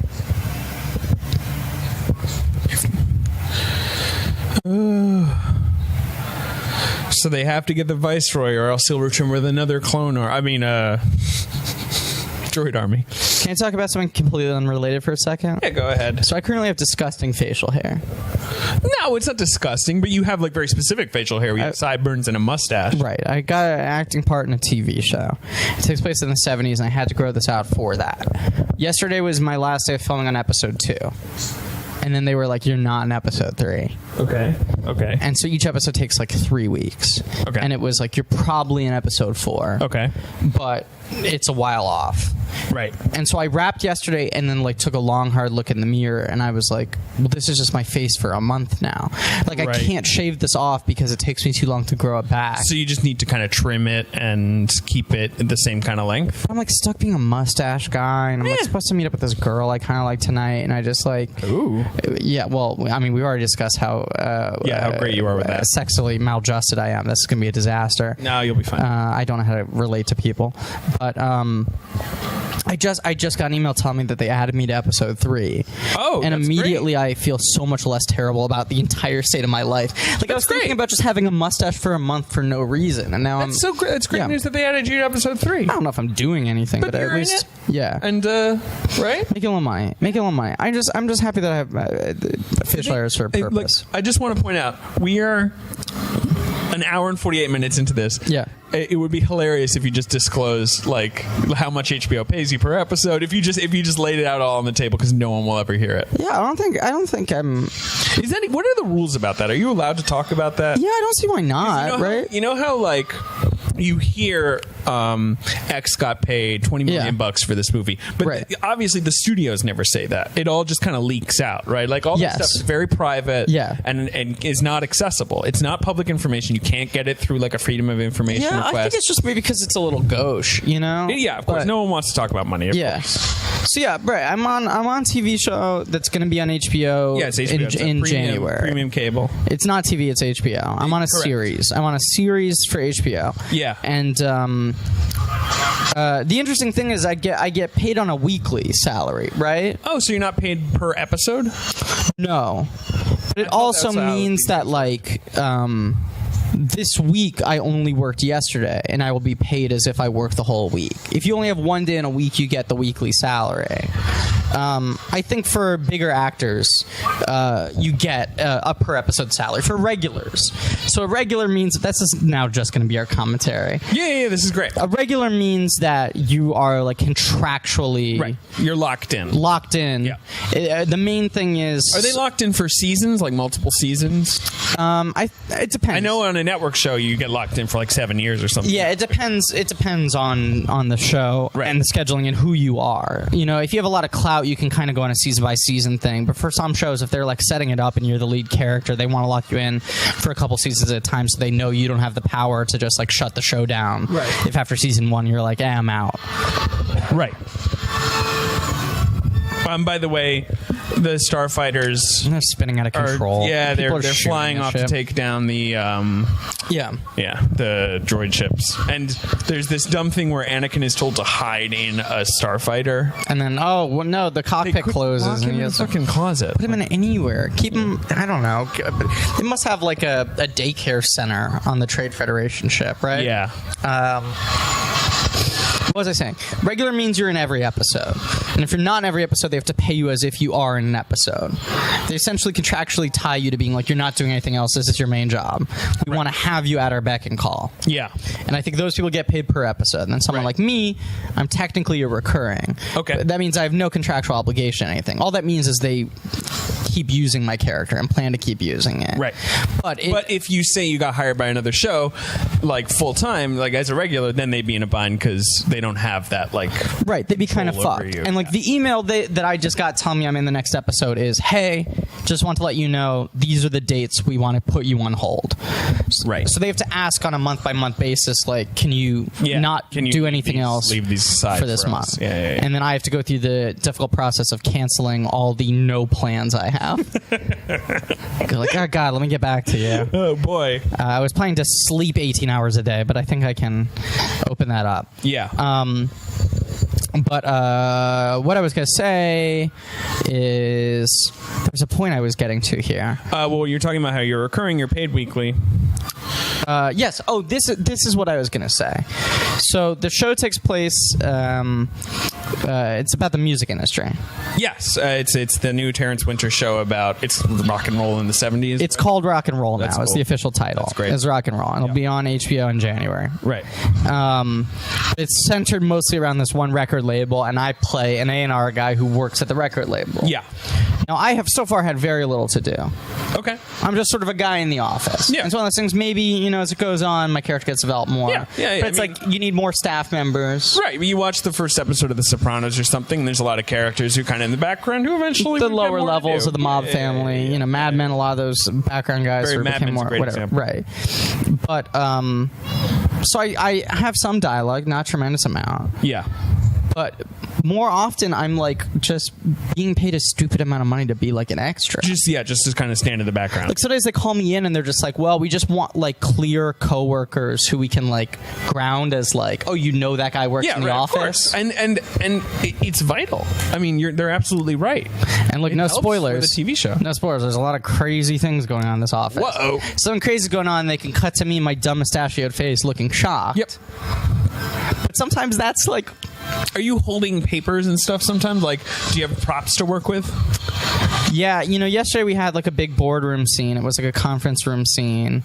And I went to the props guy. Oh, here's the reveal of the second blade. Looks awesome. It's so good. All right. I forgot we're watching Phantom Menace. Yes. The Duel of the Fates kicks in. This scene. Yeah.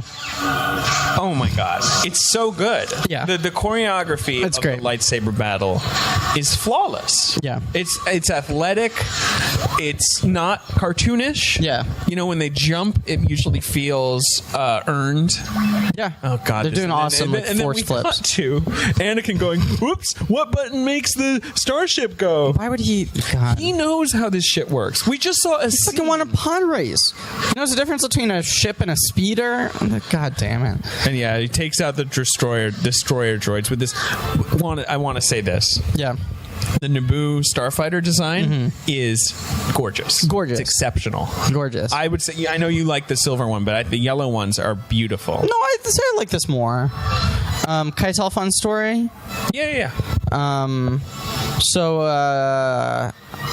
I was a very, very angsty kid when I was like 9 or 10 when this movie came out. Okay. I was going through a rough emotional space. Okay. Yeah, kids, whatever happens. Yeah. And I was an emotional mess. And I got in a lot of trouble that year. Okay. Regularly at school and at home. I got in a lot of trouble. And the start of that was Lego Star Wars had set up a website because they were going to do their first Lego line Yeah, I remember. for the Phantom Menace. It was their first licensed property. Lego had always been original in-house property. And so the website, the teaser image was just the yellow Naboo starfighter. And it was, you could do a puzzle, and if you beat the puzzle, you'd get that as a teaser image, and then say, do you want to send this image to a friend as like an e-card? Right. And so I said, yeah, I'll send it to a friend, and I typed in the email address of my best friend at school at the time, and then it had the field for message and from. Yeah. And in the message, I just wrote, fuck you. And in from, I wrote another kid's email. Wow. And so I sent a fake email to my best friend. A fake abusive email. That just said, fuck you, and it had an image of the Starfighter made out of Legos. And at the time, I justified it as, I thought that was a funny joke. I thought the disparity between the Lego imagery and the word fuck you was funny. Right. But I didn't explain it to anyone and then blame someone else for it. So I went to school the next day, and the kid was like, I got the weirdest email from John yesterday.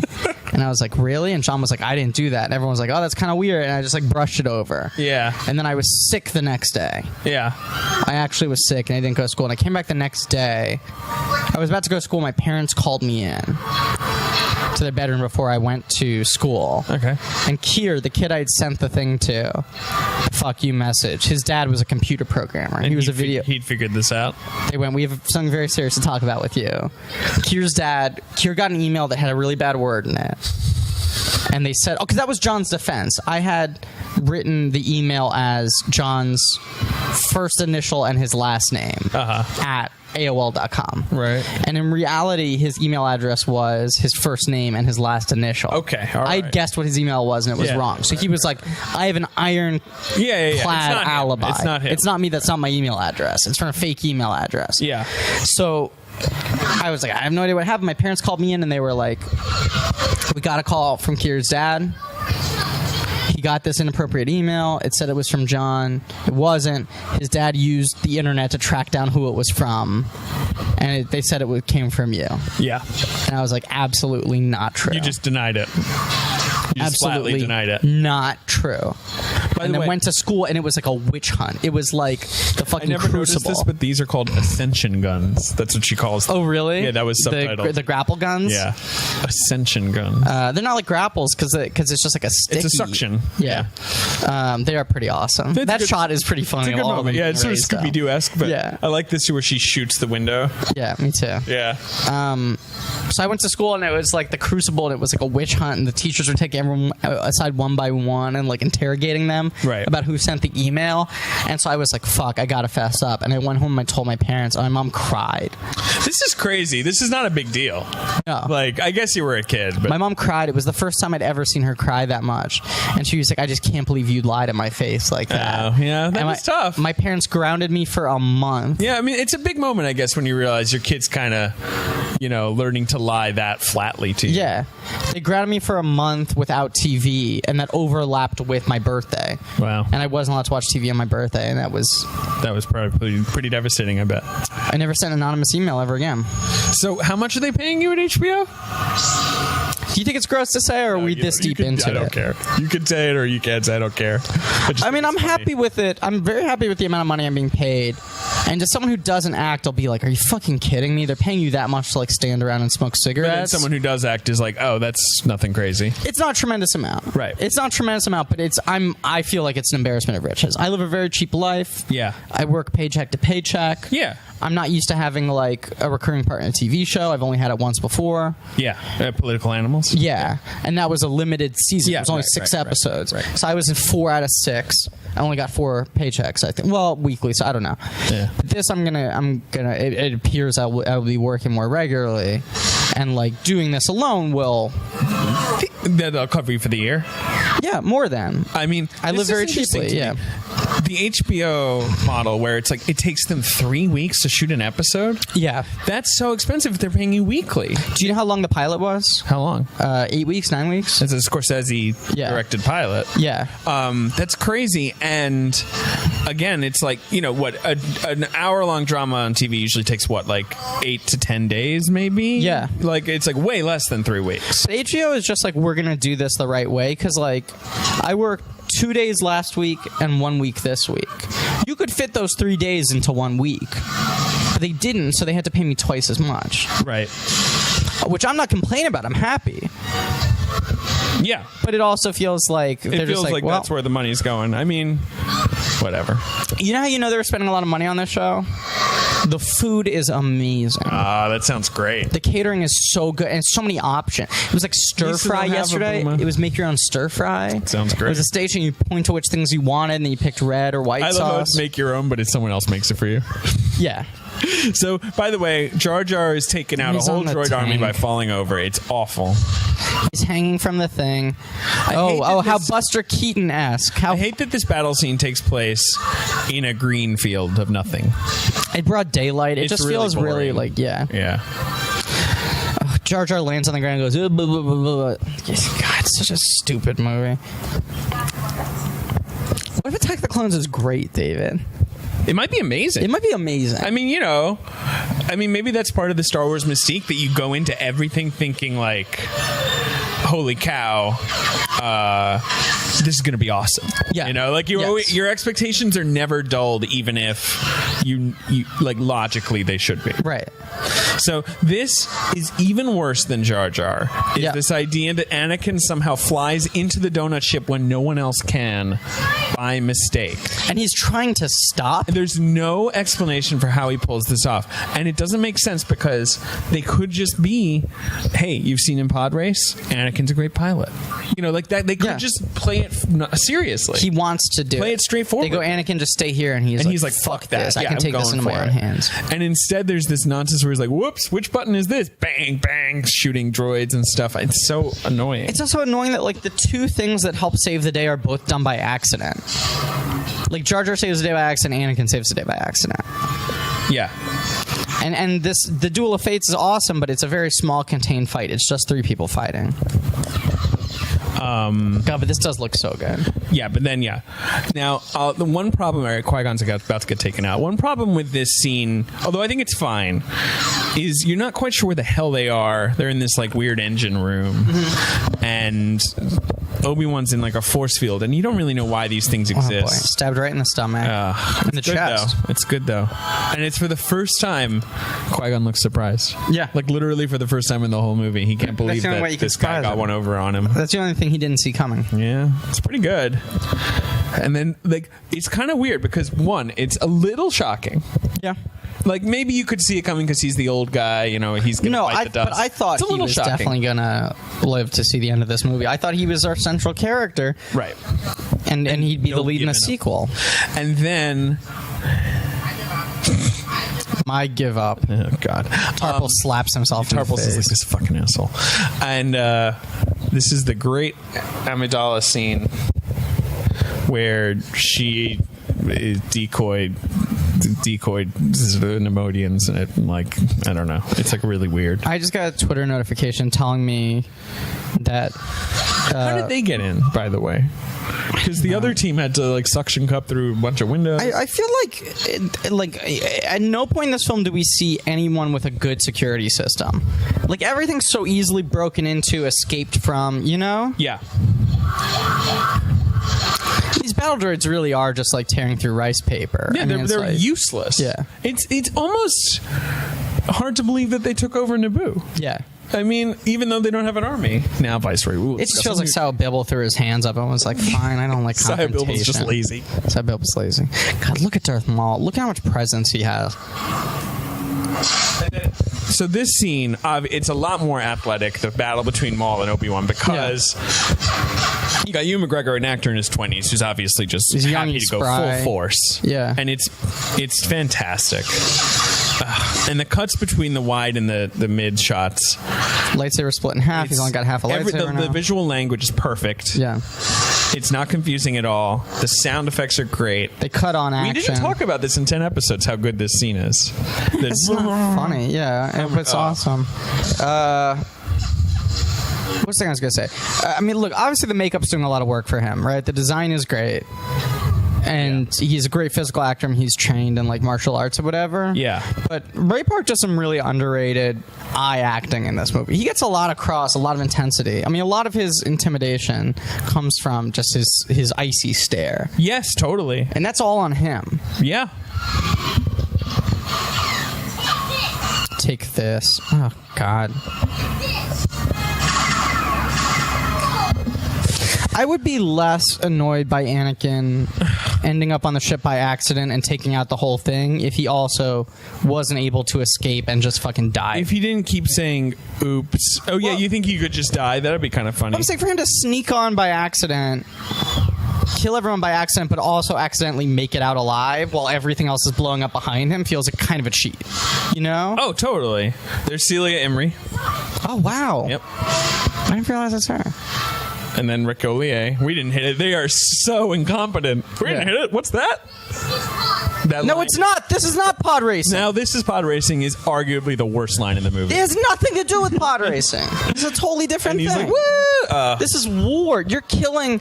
I mean, you realize... I know it's mostly bad people on that ship and a lot of battle droids, but he is killing some innocent Nemodians. It's true. It's pretty shocking, actually. And he's just going, now this is pod racing. And you see them like, well, he's a young boy who doesn't know quite how powerful he is. And now all the droids are dead.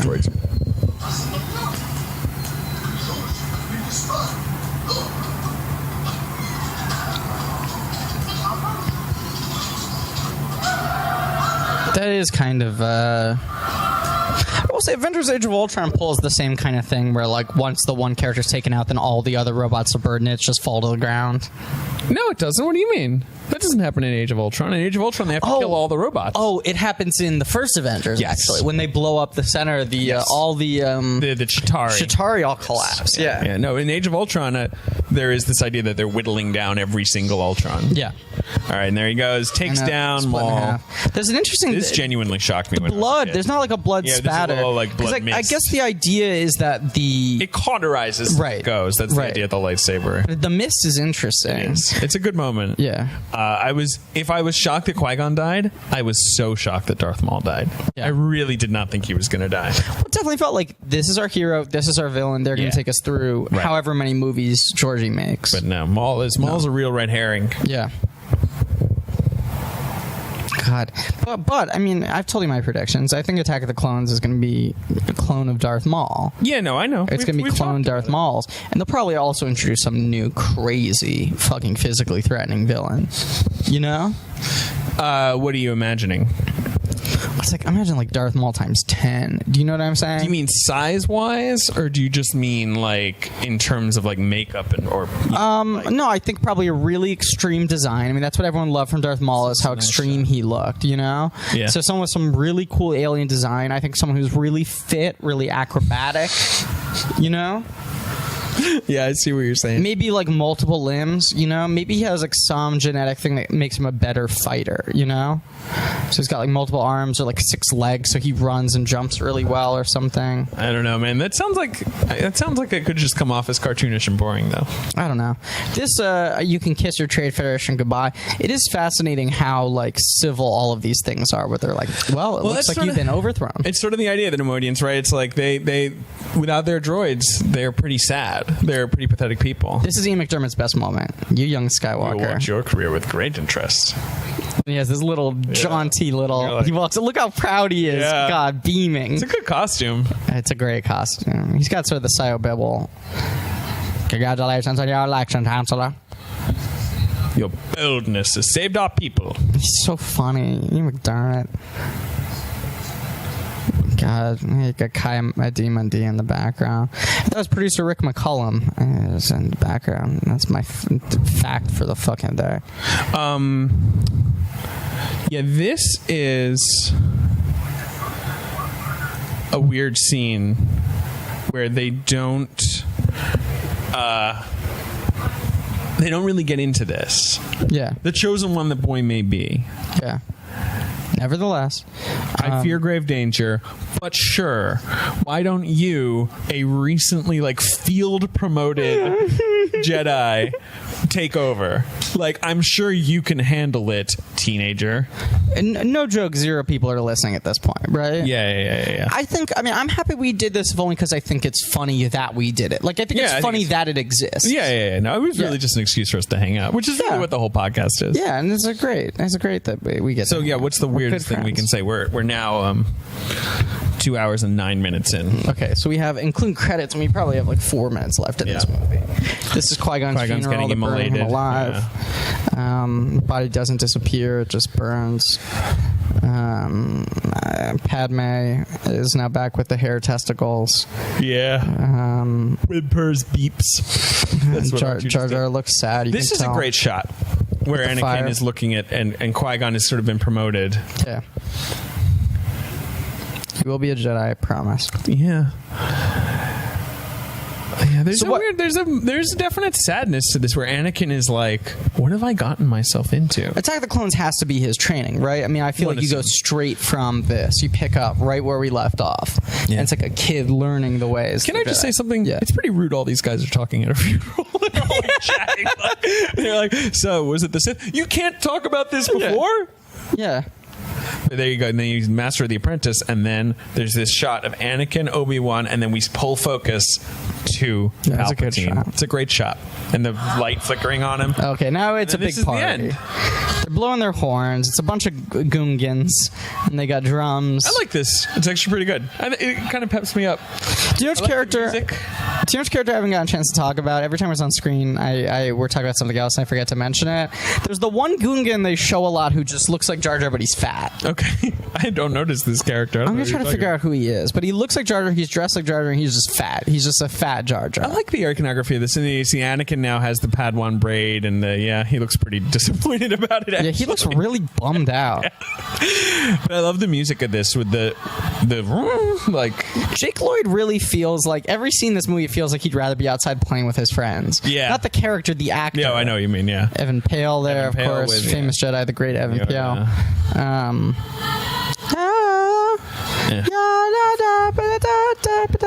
And then Amidala looks very nice, and she presents a glowing orb Sal Bill will hand it to her. to Boss Nass. Boss Nass The is like- iconography is kind of nice, and he says peace. Yep, so now peace. But it didn't feel like there wasn't peace between. Yeah, they were. Oh, just and now gonna- Amidala looks, and he he's gives her a little giving her side side-eye. smirk. Yeah. And she's so charmed by this then R2, 8-year-old boy. Obi-Wan, and then the last shot is the wide of all of them, and then we circle. Written and directed by George Lucas. Wow. Okay. Produced by Rick McCallum. Rick. Producers have to exert control over their directors. Tricky Rick, come on. Executive producer George Lucas. Well, there's the problem. Okay, I'm doing them more. David Tattersall. Well, he's the director of Tattersall. photography. Yeah. While you're doing this, I'm going to look up and see if I can figure out what the fat Gungan Oh, is for named. crying out loud. Forget about the fat Gungan. You're not going to find him. I want to find him. Ben Burt, and Ben Burt, the sound guy, also edits the movie. He's a pro. Oh, he's the best. Phantom Menace. Everyone in this is basically British. That's Fat the crew is British. You're not going to Gungan. find it because you're just going to get Boss Nass. I'm not. It's not. He doesn't He's look the like fat Boss Nass. Gungan. I know, but he's a fat Gungan. It's not. No, but I'm looking for this other. I know what you're looking for. All right, so billing order is Neeson, Top belt makes sense. Huge star. McGregor, Up and comer. Rising. and then I assume Portman. Yeah. Yep. And then is it McDermott? Jake Lloyd. No, Jake Lloyd and Pernilla August split card. Yeah. And then Frank Oz is Yoda. Kind of a weird. McDermott should be in With the Samuel top leg. Jackson co-starring. Oliver Ford Davies, Hugh Quarshie, Ian McDermott. And then Alan Best, Anthony Daniels, Kenny Baker, so all the kind of puppet guys Yeah. in one card. With Terrence Stamp as Chance and Samuel Jackson. So there's two ends. Yeah. Oh, no, he's not even credited. I mean, he's not top of the line. That's so weird. Design director. Yeah, That's so weird. It's weird. Why did Pernilla August get such high billing? That's kind of weird, right? I think... I don't know. It's weird. I mean, she's sort of a major character in that she's on screen a lot.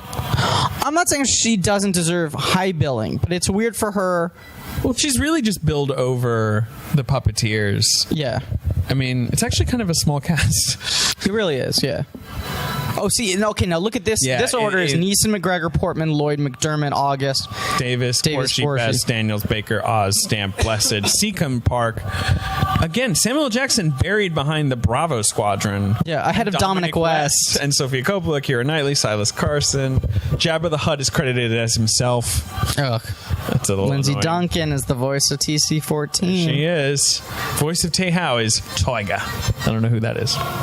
I don't know if you noticed the voice of Rune Haku is James Taylor. I assume one and the same. We talked about this before. Fire and Rain, we made those jokes. I we can't made that remember. joke. This whole thing's a fucking blur to me. Yep. Fat Gungan. How do I find this? You're not going to find it, so just give up. He's so funny looking. Gungan characters. I'm looking at Wikipedia. I searched for Fat Gungan. You were right. I only found Lost Naps.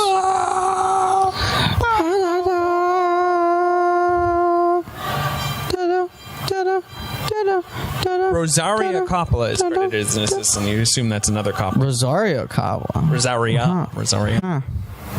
Stop looking for the Fat Gungan and say something outrageous. I'm going to find him. Say something outrageous? Yeah. Brugger Nass. Gallo. I'm totally finding this guy. Something outrageous. Jeez, I don't know. Prompt me.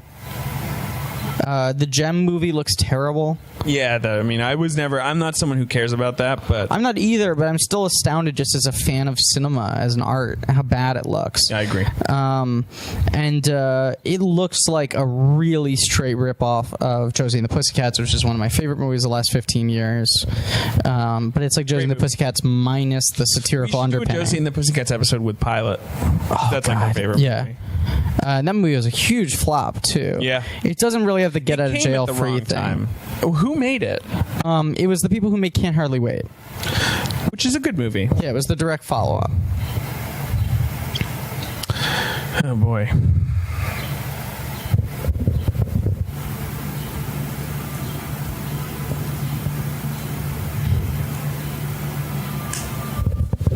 Stop looking for the Fat Gungan. You're driving me crazy. There's one named Lunker, and I was hoping the fat one was going to be named Lunker. Agora, Jolie, Ganny. They're all listed. God. Yeah, Ganny. Don't have pictures though. Epi Bo.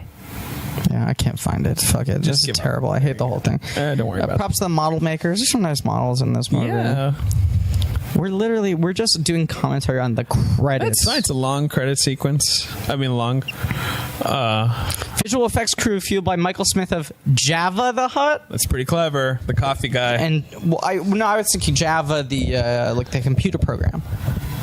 It said it was visual effects. Okay.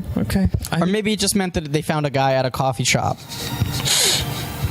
The choirs include the New London Children's Choir, so there's a children's choir on that second unit. Roger Christian was director of second unit. Okay, he's directed some big stuff, right? I think Roger Christian's directed some films. I gotta be honest, I really don't keep track of second unit guys. Well, when they transition to being you're first saying unit, he became a? I believe he has directed fully himself. So we've got an Italy shoot. Roger Christian. Oh, I knew it. Do you know what Roger Christian directed? What? Battlefield Earth. Oh, I knew that. I knew his name for some reason. He got it off of this. I think so too. He made it right after this. Yeah. What a disaster that movie is. Yeah, he directed the Nostradamus movie with F. Murray Abraham. Can't say I know. He directed Masterminds with Patrick Stewart and Vincent Kartheiser. That one I know. And the Battlefield Earth. And since then, a lot. A film called Bandito. He did Stranded with Christian Slater, one of those great Christian Slater sci-fi pictures that we all love. You're missing the close here. Copyright 1999, released by 20th Century Fox Film Corporation. Phone THX. If you experience any condition that distracted from the theatrical presentation of this film, please call 1-800-PHONE-THX or visit THX Quality Assurance. Should we call that number right now? No, let's not do I'm going to call them. No. 1-800-PHONE-THX? Yeah. Don't do that. You don't think I should call them, complain about the movie? No. Because the movie actually looked great. What is this, by the way? This, I don't know. It's like we're seeing like motors like gearing up. No one's actually watched the end of this movie before. It's crazy. The toll-free number you have dialed has been disconnected. Okay, phone TH. Information is available about this number. 061P. Do you know what this looks like a lot right now? What we're seeing is like a weird, I think it's an ad for THX. It's like a sound reel. Yeah, here we go. But it was made to look like flowers and fauna all turning into machinery. Yeah. It looks kind of like Strange Magic, the film that George Lucas co-wrote and produced that came out earlier this year. Who wrote that movie? I'm pretty sure. It was his idea. At the very least, it's based on a story. He does a lot of like napkin movies, right? Where it's like George Lucas is like, go do this. Yeah. He said he wanted to make a movie that was Star Wars for girls. And my analysis of that movie... That's really what he said? Yep. And my analysis of Strange Magic is that George Lucas has never met a girl before. if that's the movie that he thinks a girl wants to see, that he's never met a girl. Man, it is so crazy that George Lucas is married to this like super awesome lady who he hopefully. Melanie Hobson. The more I look her up, the more I'm impressed by her, and the more I'm embarrassed. The by more you're ashamed of yourself. She wrote for Jet Magazine. She's the editor of Jet Magazine. I'm the biggest piece of garbage. He has a story credit on Strange Magic. Okay. Yeah. Well, that concludes our run of the Phantom Menace officially. We've now done the commentary. That's it. It was terrible. I hope you synced it up with the film while you watched it. You probably gained a lot. Yeah. So we're now at 2 hours and 20 minutes. I can't believe this worked. Yeah, me neither.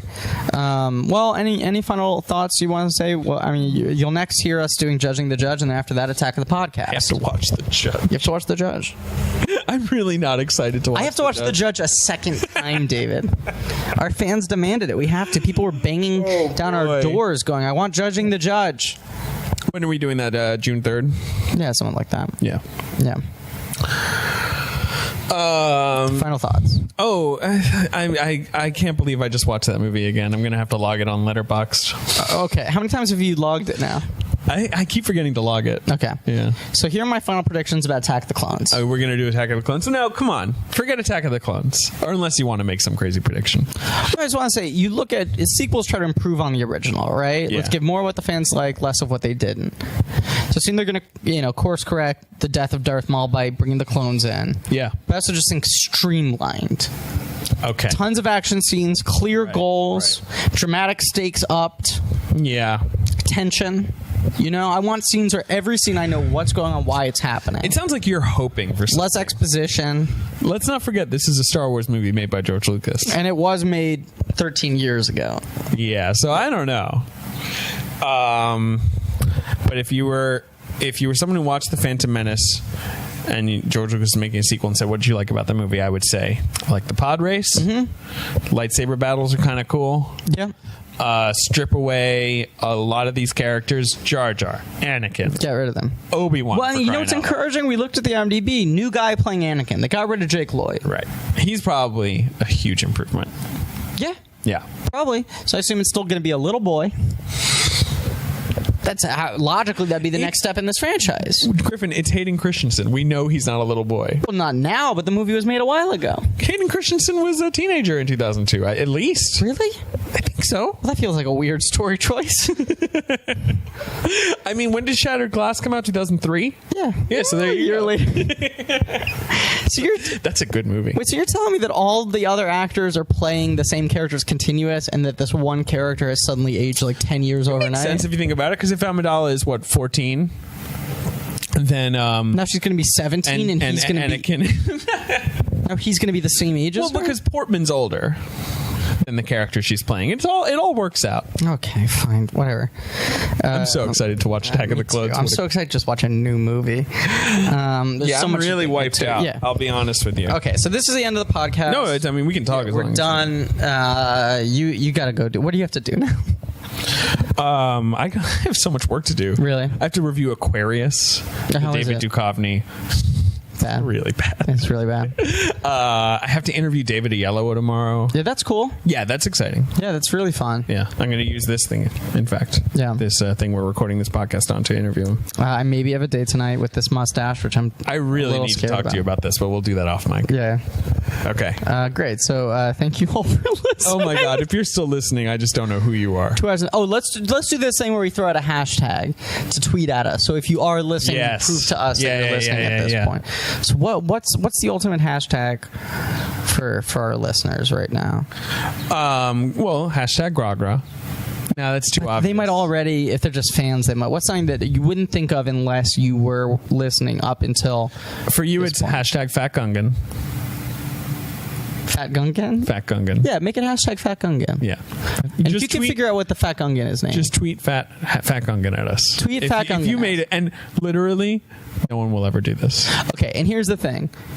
just because we want full honesty. We don't want another fuck you email on our hands where people are lying and getting a TV taken away for a month. Right. We want full transparency. If you just skipped ahead to the end, Which is fine. to hear the hashtag so that you could tweet to us because you thought that's the kind of thing we were going to do, that's fine with us. Yeah. But we ask that you acknowledge that that's what you did by adding on a second hashtag, which is Java the Hut. Yeah, that's good. That's Right. good. Java the So Hut. if you've actually listened all the way If through... you actually listen all the way through, you should tell us who Griffin sat next to, who gave each other hand jobs. And that's the test. and yeah. So there were 4 big names I threw out. I used first names only. They were my 2 friends who Honestly, fingered each other during I don't Attack of the remember- Clones. I don't remember the names. And then it was the 2 people with the email. Oh boy. Okay, great. All right. Thank you all for listening.